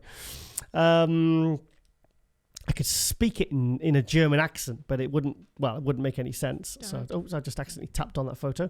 So let's have a look at a few more pictures. Let's see the physique. So as you can see, these classic guys, these guys, classic guys are big, So, I mean, look at this. Look at the thickness and the muscularity there. The thing is, he did turn pro as a bodybuilder. And but obviously switching classic. He said he prefers classic. He doesn't have to sort of go up as much in the off season. He said because he needs to be 200 pounds to compete at classic. But the thing is, like, if he wanted to be a bodybuilder, it'd probably be very easy for his body to grow. But look at the physique he's bringing as a classic. I mean, it's like that's big. I mean, that's the thing is, he does stand out. He's like Wesley Vissers. He does stand out in these shows. Even the Olympia, because he is big. He's got a lot of muscle, a lot of thickness. He's one of these guys that just looks heavier than he is, bigger than he is, lighter than he is. Hang on, what am I trying to say? I don't know. I'm not sure. So he's very easily could be a bodybuilder, but I think classic's the right one for him. And like I said, I'm just really happy that his coach Neil Hill, they figured out the whole conditioning issue, because he's so good. And it's nice to see these guys finally being able to sort of fulfill that potential. Just look at a couple more pictures before we move on. Look at that. Really flamboyant posing. Look at his quad. Look at his lower quad there. Look at that. The way it stood out. That's amazing. Yeah. Beautiful. I know. Yeah. Beautiful. And don't the classic guys pose better? Yes. So beautiful. Oh, no. I can't actually say. I really like open a lot more. Oh, you do? I like classic. I think it's beautiful. But I'm a big monster fan. You like the monster? Well, you like Nick Walker. No, I like the most muscular. This is my favorite. And that is in... Oh, for God's sake, people. No, I don't. I can't. Not that I can't stand Nick Walker. I just, our personalities don't match. Like this video if you want Nick Walker on. No! I did, and it was the longest 10 minutes of my life. There, I've said it, guys. I'm sorry. Do you know what? I have a rule that I never talk about that sort of stuff, but I make an exception for Nick Walker, because it was a really painful 10 minutes. I'll tell you what. Lauren, he was giving me one-word answers. Okay, you guys screenshot, send it to Nick, and let's get him on here so that we can get him on, okay? Love you, Nick. No, I think he's a fantastic bodybuilder, but our personalities are not in sync. We digress. Back to Mike Sommerfeld. Anyway, back to Mike Sommerfeld. Yeah, so thanks, Lauren. So we'll talk about this later. So there's flicky hair there. Look at him there with his boy band hair and his very neat beard. He's very well groomed, isn't he? This is a very nice physique. Why does he wear... Do you know what I want to know? He always wears these socks when he's posing. He always wears socks up to his knees. Is that not when he's traveling or just when he's posing? Yeah, but he's not traveling there. He's in a bloody hotel room. Exactly. So if he came off a flight, they might be those socks that you use for when you're on flight. Lauren, he's got the rest of his clothes off. He's why leave your socks on? Maybe his feet are cold. I never leave my socks on, dear. Yes. Anyway, enough said. Moving on. So let's look at one more picture, Lauren. Anything you want to see? This looks good. Oh, it's Dubai. I want to see that as well. Yeah. Oh, he's got his socks on. What's his? Advertising the socks. Make sure your outfit makes you look bigger. Oh, so it's sports outfits when I'm not in the gym. Smilo Docs. Is that Smilo Doc socks? So he's sponsored by a socks company. This is why we found out the mystery. We've worked out the mystery of why he wears these socks all the time. That's kind of his trademark now. He wears these socks, like not in the same way that Dorian did in those famous black and white shots, but I wonder if he's ever wandered on stage with his socks. Look, socks. They are. Look, he's like this. But his thing is, I could understand if he had rubbish calves, but he doesn't. His calves are absolutely fantastic. So I wonder why he's covering up those awesome calves. Obviously because he's sponsored by the company. So Here he is, where hardcore bodybuilding gym in Dubai. It's not that Benus gym, is it? No, it looks like a different place. So we got to go to Dubai, Lauren. I've been. You've been? Yes, I went in 2014. Yeah, what was it like? 2015. It was lovely. Was it? I went up the Burj. That's not it, is it? What's that? That's Burj, bloody massive. Look at that. The Burj Khalifa, the largest building in the world. Oh, the is that the 7-star hotel? It's like a leaf shape, isn't it? No, the big one. That's something is that the one that Tom Cruise did the Mission Impossible I'm not gonna stunt? do that. No, darling, I'm not good with heights. I'd stop at floor 1. I would. I'd stop at floor 1 and say, guys, get me off. I don't want to be here. I don't like heights. I don't like all these tall buildings. I went up the World Trade Center in 1991 and I nearly passed out because we went right to the top. Oh my God. And then, the glass thing where you look over and it's a sheer drop. I did actually walk on that and it haunted me for about 10 years. I shit my pants. I can't put it any other way, I'm afraid. So yeah, he is. I like to. Yeah, tell you what, he's rocking the socks pretty well there. It's this is the Mike the Badass sock look. I tell you what, that is a good athlete to sponsor if he's advertising the socks, because you know that he's gonna post that content. What would you like to be sponsored by? If there was any particular accessory or any type of sponsor you would like that you would happily promote in every single Instagram post, go. Jeez. Come on. Like Nathan Dash with his teeth. Oh. Or Nathan Dinashes, as I call him. Oh my gosh. So Nashes, get it? Teeth? Yes, I do. Okay, great. Okay. I do. Right, okay. Come on, quickly. Come on, because I want to move on. To be honest with you, this has never been a question I've thought about in my entire life. So, come on, I'm tired. I'm hungry. I want food. Okay. What would you get sponsored by? I don't know. Bloody Gasp. Gasp. Yeah. Well, I kind of am sponsored because they send me so many clothes which I literally live in. When I'm not wearing my suits, I literally am in Gasp all the time. My cleaner said she actually saw me in a suit once. She goes, "Oh my God, I didn't know you dressed up smart." And it's funny because other people in the industry only know me for dressing up smart. But when I'm at home, I'll wear Gasp or suits. Yeah. Yes. Well, yeah. That's or true. I'm running around in my birthday suit. So there you go. Anyway, moving on once more. We're going to go to Milos Sarcev. I'm not sure I brought this up quickly. I just want to quickly look at was this when he took the 86 pictures of Samson from the poses? That's cool. Do you know what? There's a video just before we started filming with Milos. There's something popped up, muscle and fitness video, and it said, "Is Samson the next Mr. Olympia?" Do you think he could win the Olympia this year? Absolutely, I do. You do? I do, honestly, yeah. I think it's not so much. I mean, I don't know whether that look that he won the Arnold Classic with would win the Olympia, given that that guys like Derek Lunsford and Hadi are going to be even better. Derek Lunsford's certainly going to be better because he's kind of beautiful. He is, yeah. I think he's going to have his work cut out against Derek. I was just going to say maybe that's a tough call, actually, because I personally think Samson has definitely got potential, and he will definitely win one day if he carries on. But the thing is, this year will be tough. It's because that Samson will be improved. Samson. I mean, do you know what? This is my favorite pose. This one here. I think there's amazing bodybuilders, and I think Samson's definitely got like that bicep. You know what I look for in an open bodybuilder? What do you look for, dear? I look for that superstar quality. Which Samson has. Yep, and he few does, of them do. He does. And it's when they grab your attention. It's not just the physique, but it's when they grab your attention through this. So Nick Walker grabs your attention. For God's sakes, Giles. You guys. So Nick Walker's grabbing my girlfriend, is he? So there you go. Yeah, see, look at there's just some beautiful, beautiful poses out there. See, look at that. Look at that. I mean, that's people talk about why classic's so great because of the art and the artistic and the aesthetics, and then look at you got guys like Samson at nearly 300 pounds bringing this and thing is, look at the level of posing and these guys, and it really pisses me off because you get guys walking on stage and they're just hitting it, Walker. They're just, apart from last year's Olympia and the Arnold Classic this year, but before that his posing was terrible. Some of these guys are literally just coming on and they're just going through the compulsories. Most muscular, walk up and down, most muscular, shout to the crowd, hand to the ear, off they walk. And it's like, and they're going, well, why should I put a posing routine together? It's not judged, blah, blah, blah, etc., etc. It's bullshit. Because look what Samson's doing now.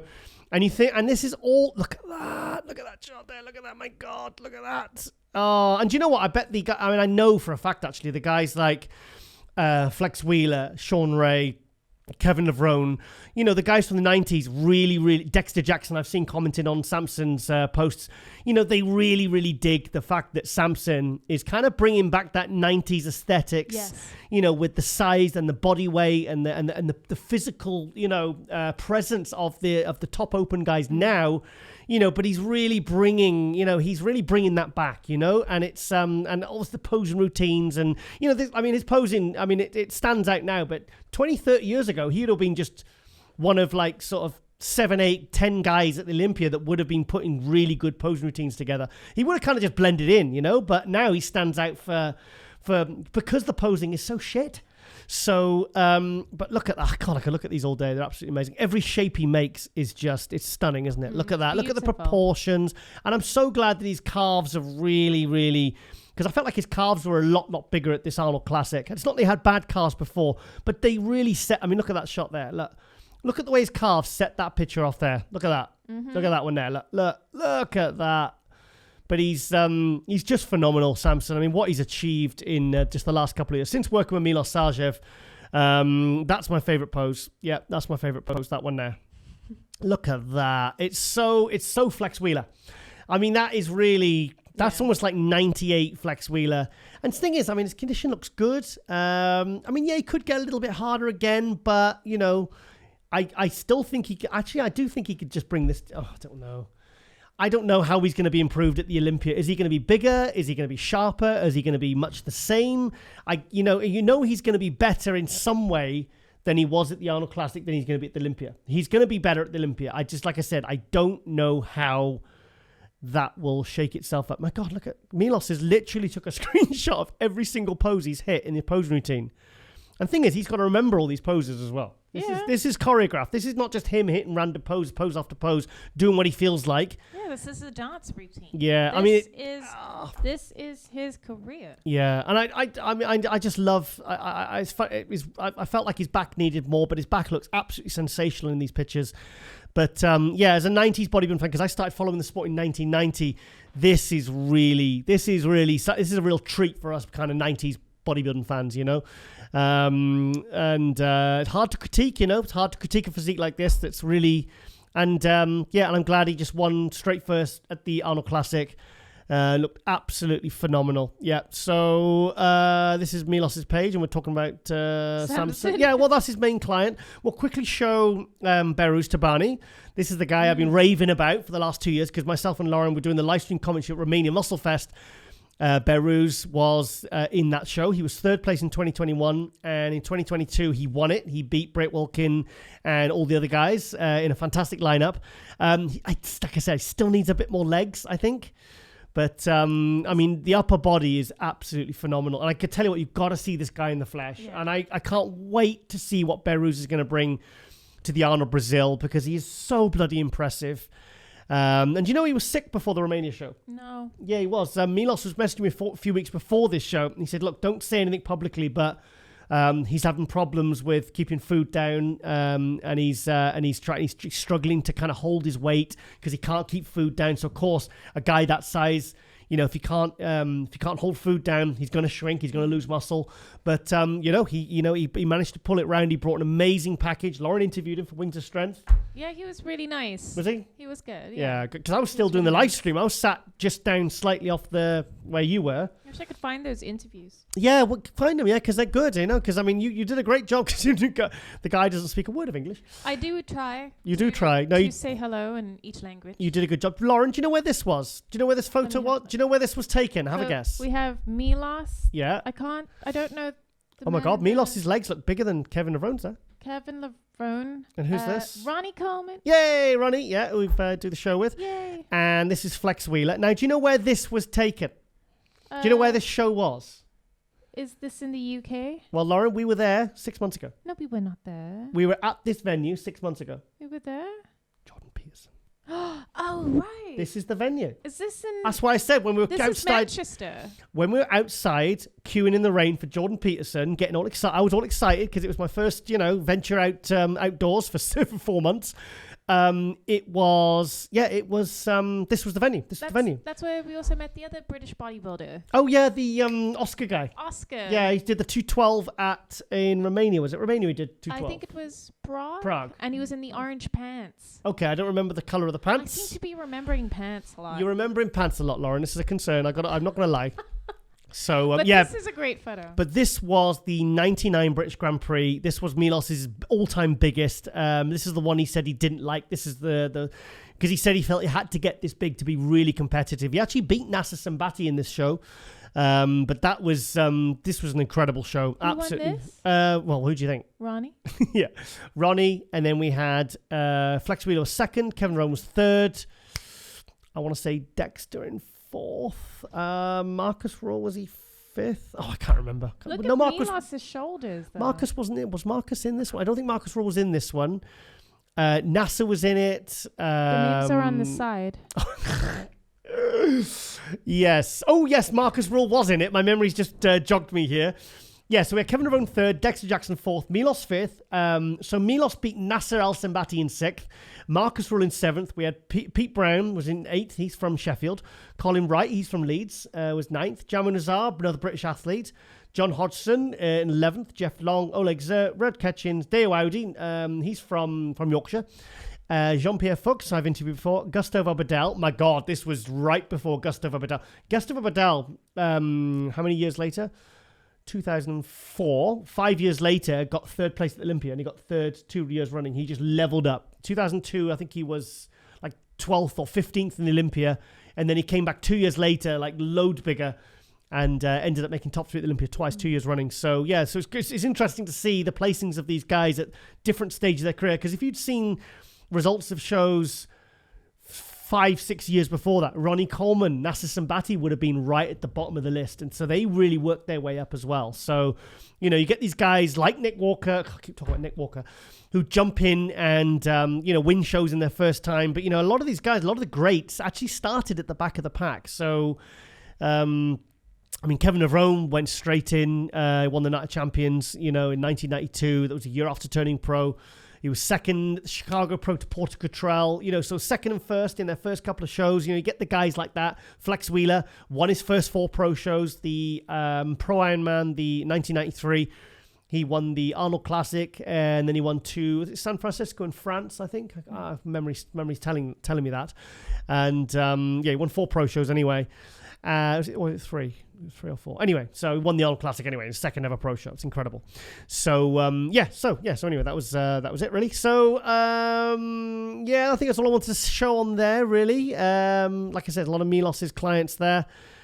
And who's that? Is that Bertel Fox? Looks like Bertel Fox. Is that Bertel Fox? LQ Gurley. No, who's this guy here? I don't know who that is. Bertel Fox? No, Bertel Fox, 9th place. Wow. And there's Milos. This was in 1992. This was the first year that Milos ever competed as a pro. So Milos was 4th. Wow. There's LQ Gurley. He's the great early 90s. This was my era when I started following the sport. Like I was 16 years old. I saw Milos actually at the 1992 British Grand Prix. I was 16 years old, photographed it. That's when I first started. That's when I first started photographing shows. Yes, Lauren, you were how old? Nothing. You were nothing. You weren't even a single year old. Yeah, I don't think it would have worked with us back then, love. I think no. Me being 16, you being 0. I think we would have probably not had much in common. No. Yeah.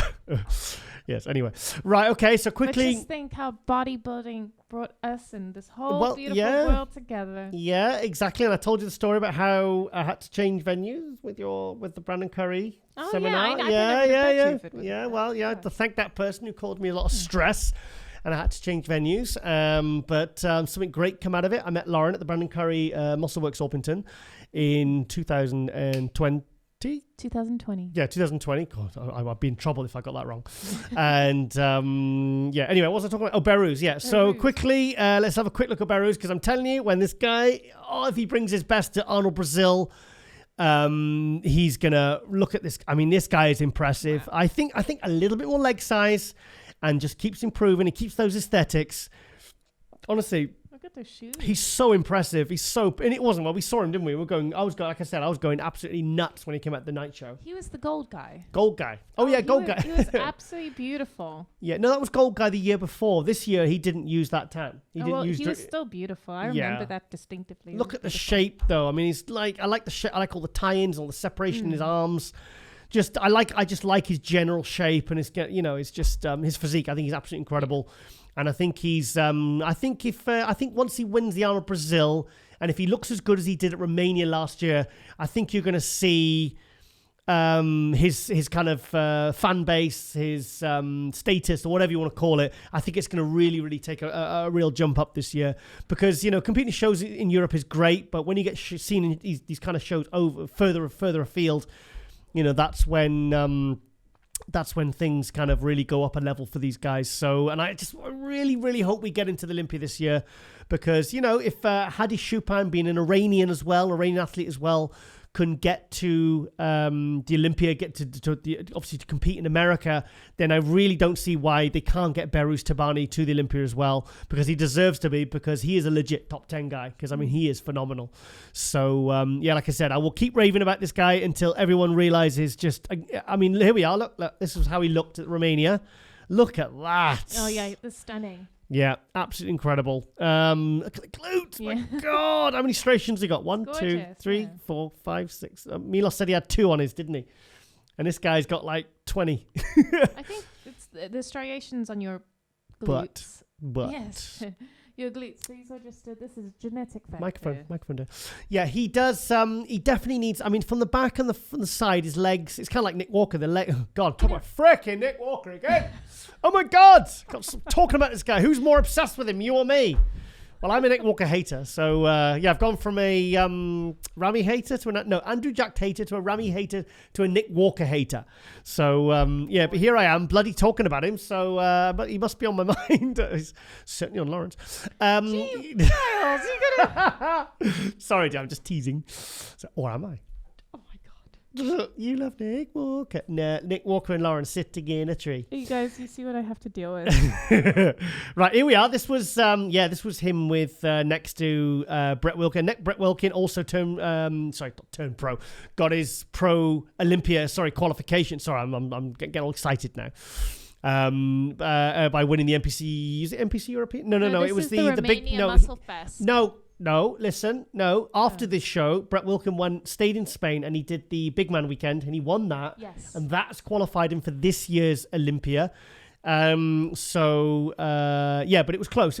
But then at the night show, as you saw the live stream, heard me going absolutely bananas. Absolutely bananas. For Behrouz when he came out the night show, he looked absolutely sensational. I was messaging Milos. What? Bananas for Behrouz. That's a hashtag now.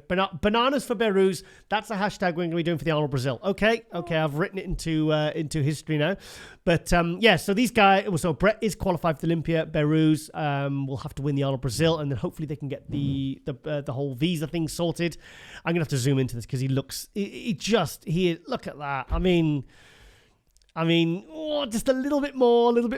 He's gonna He's gonna do so well. And look at the tight midsection. I tell you what, great. Milos has got some good athletes. He's got Samson, Behrouz, 2 potential Mr. Olympias there. I mean, I really do believe that. I believe they're that good.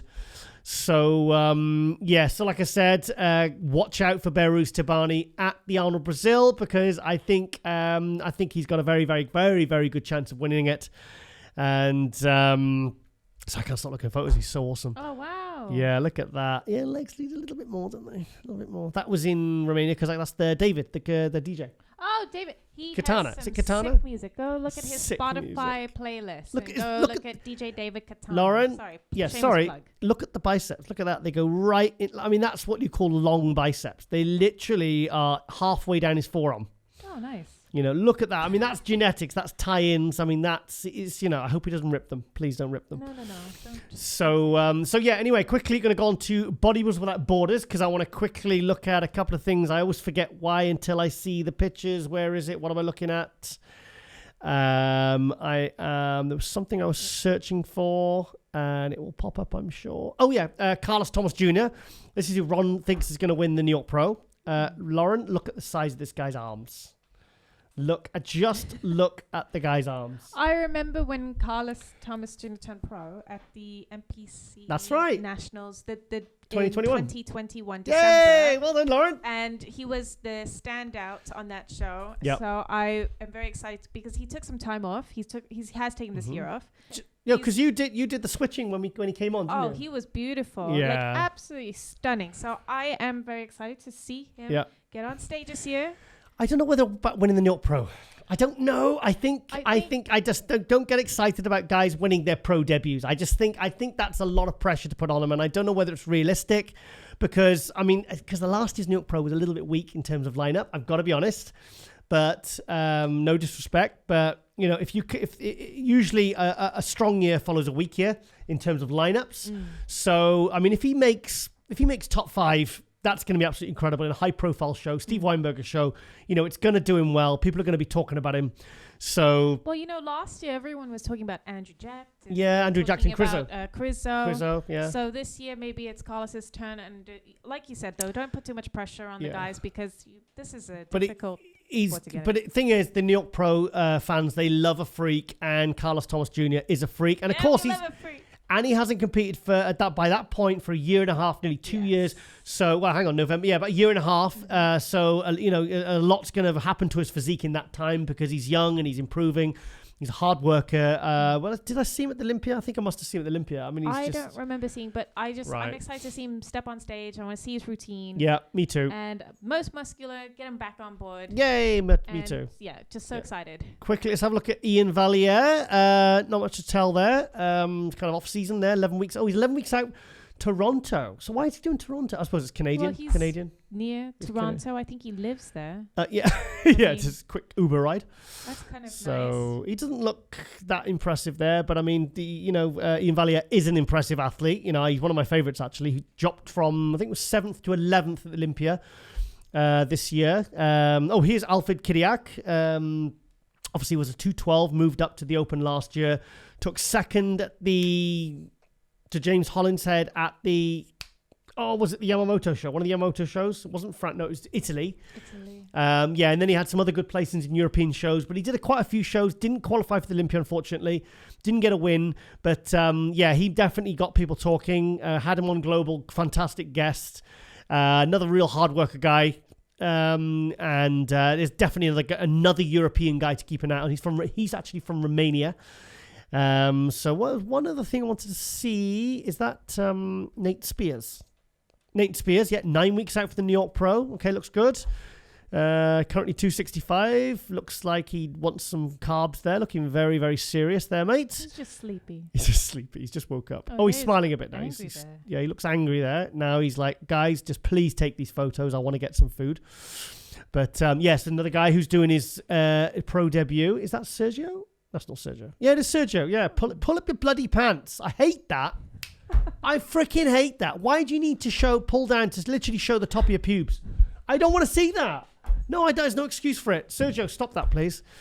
So glad he's back. Heard from the man himself what really he had that awful accident. Somebody lost their life. It was just pure unluckiness. I felt really bad for him. That was a horrible thing to happen. There was no charge because there was no charges to bring. He wasn't driving recklessly. But unfortunately, a really awful thing happened. So he will be going up against Beirut at the Arnold Brazil. So I'm very excited to see, because we haven't seen Sergio on stage since the Legion Sport, where Sean Clarida beat him. He was third place behind Regan Grimes in second. And Sean Clarida, that was his first open show as a 212, which 174 pounds beats 280 pounds Sergio.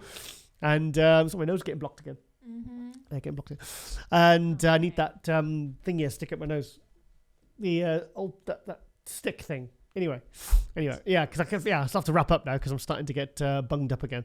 So so Sergio, we're very excited to see what you're going to be bringing as well, mate. And and also quickly, 2 Canadians, Joe Seaman and Quentin Eria.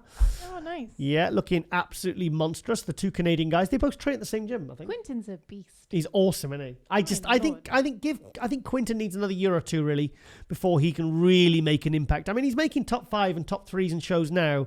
But I think I think, because he's only, 25, 26? He's so young. I think if he refines it in, like, he's Yeah. not lacking size. He just needs time. But he's also quite a tall guy, so he needs the muscle to fit his frame. Laura, look at his calves. I know, they're very big. My God. He's not got the black guy small calves curse, has he? You know, No, he's just so got lovely calves. he has. Big. He has very, very good. But he just needs a little bit more, but he's a work in progress, definitely, Quinton. But they're both 300 pounds here, apparently. The 300 Club of Canada, Joe Seaman and Quinton Area.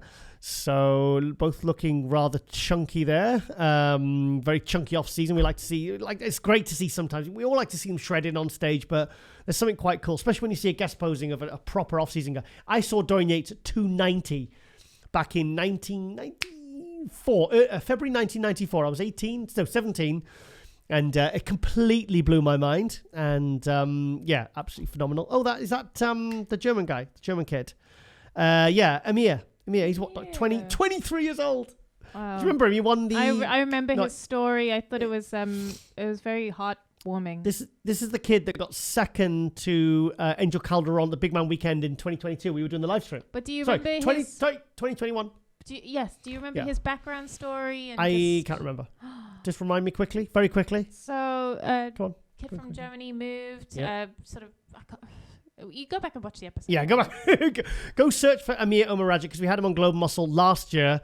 Prepped by Chris Aceto, so he's got a very, very good coach. Took second in a pro show at the Big Man Weekend. 23 years old. What more can you say? I mean, it's just incredible. So, yeah, another guy to keep an eye out on for the next few years. I mean, to think where this guy could be before he's even 30 years old completely blows my mind. So, Darren Farrell as well. He's not doing the classic at the Muscle Contest Island. He's switching to open. Okay. He's going to open because basically he can't stop growing.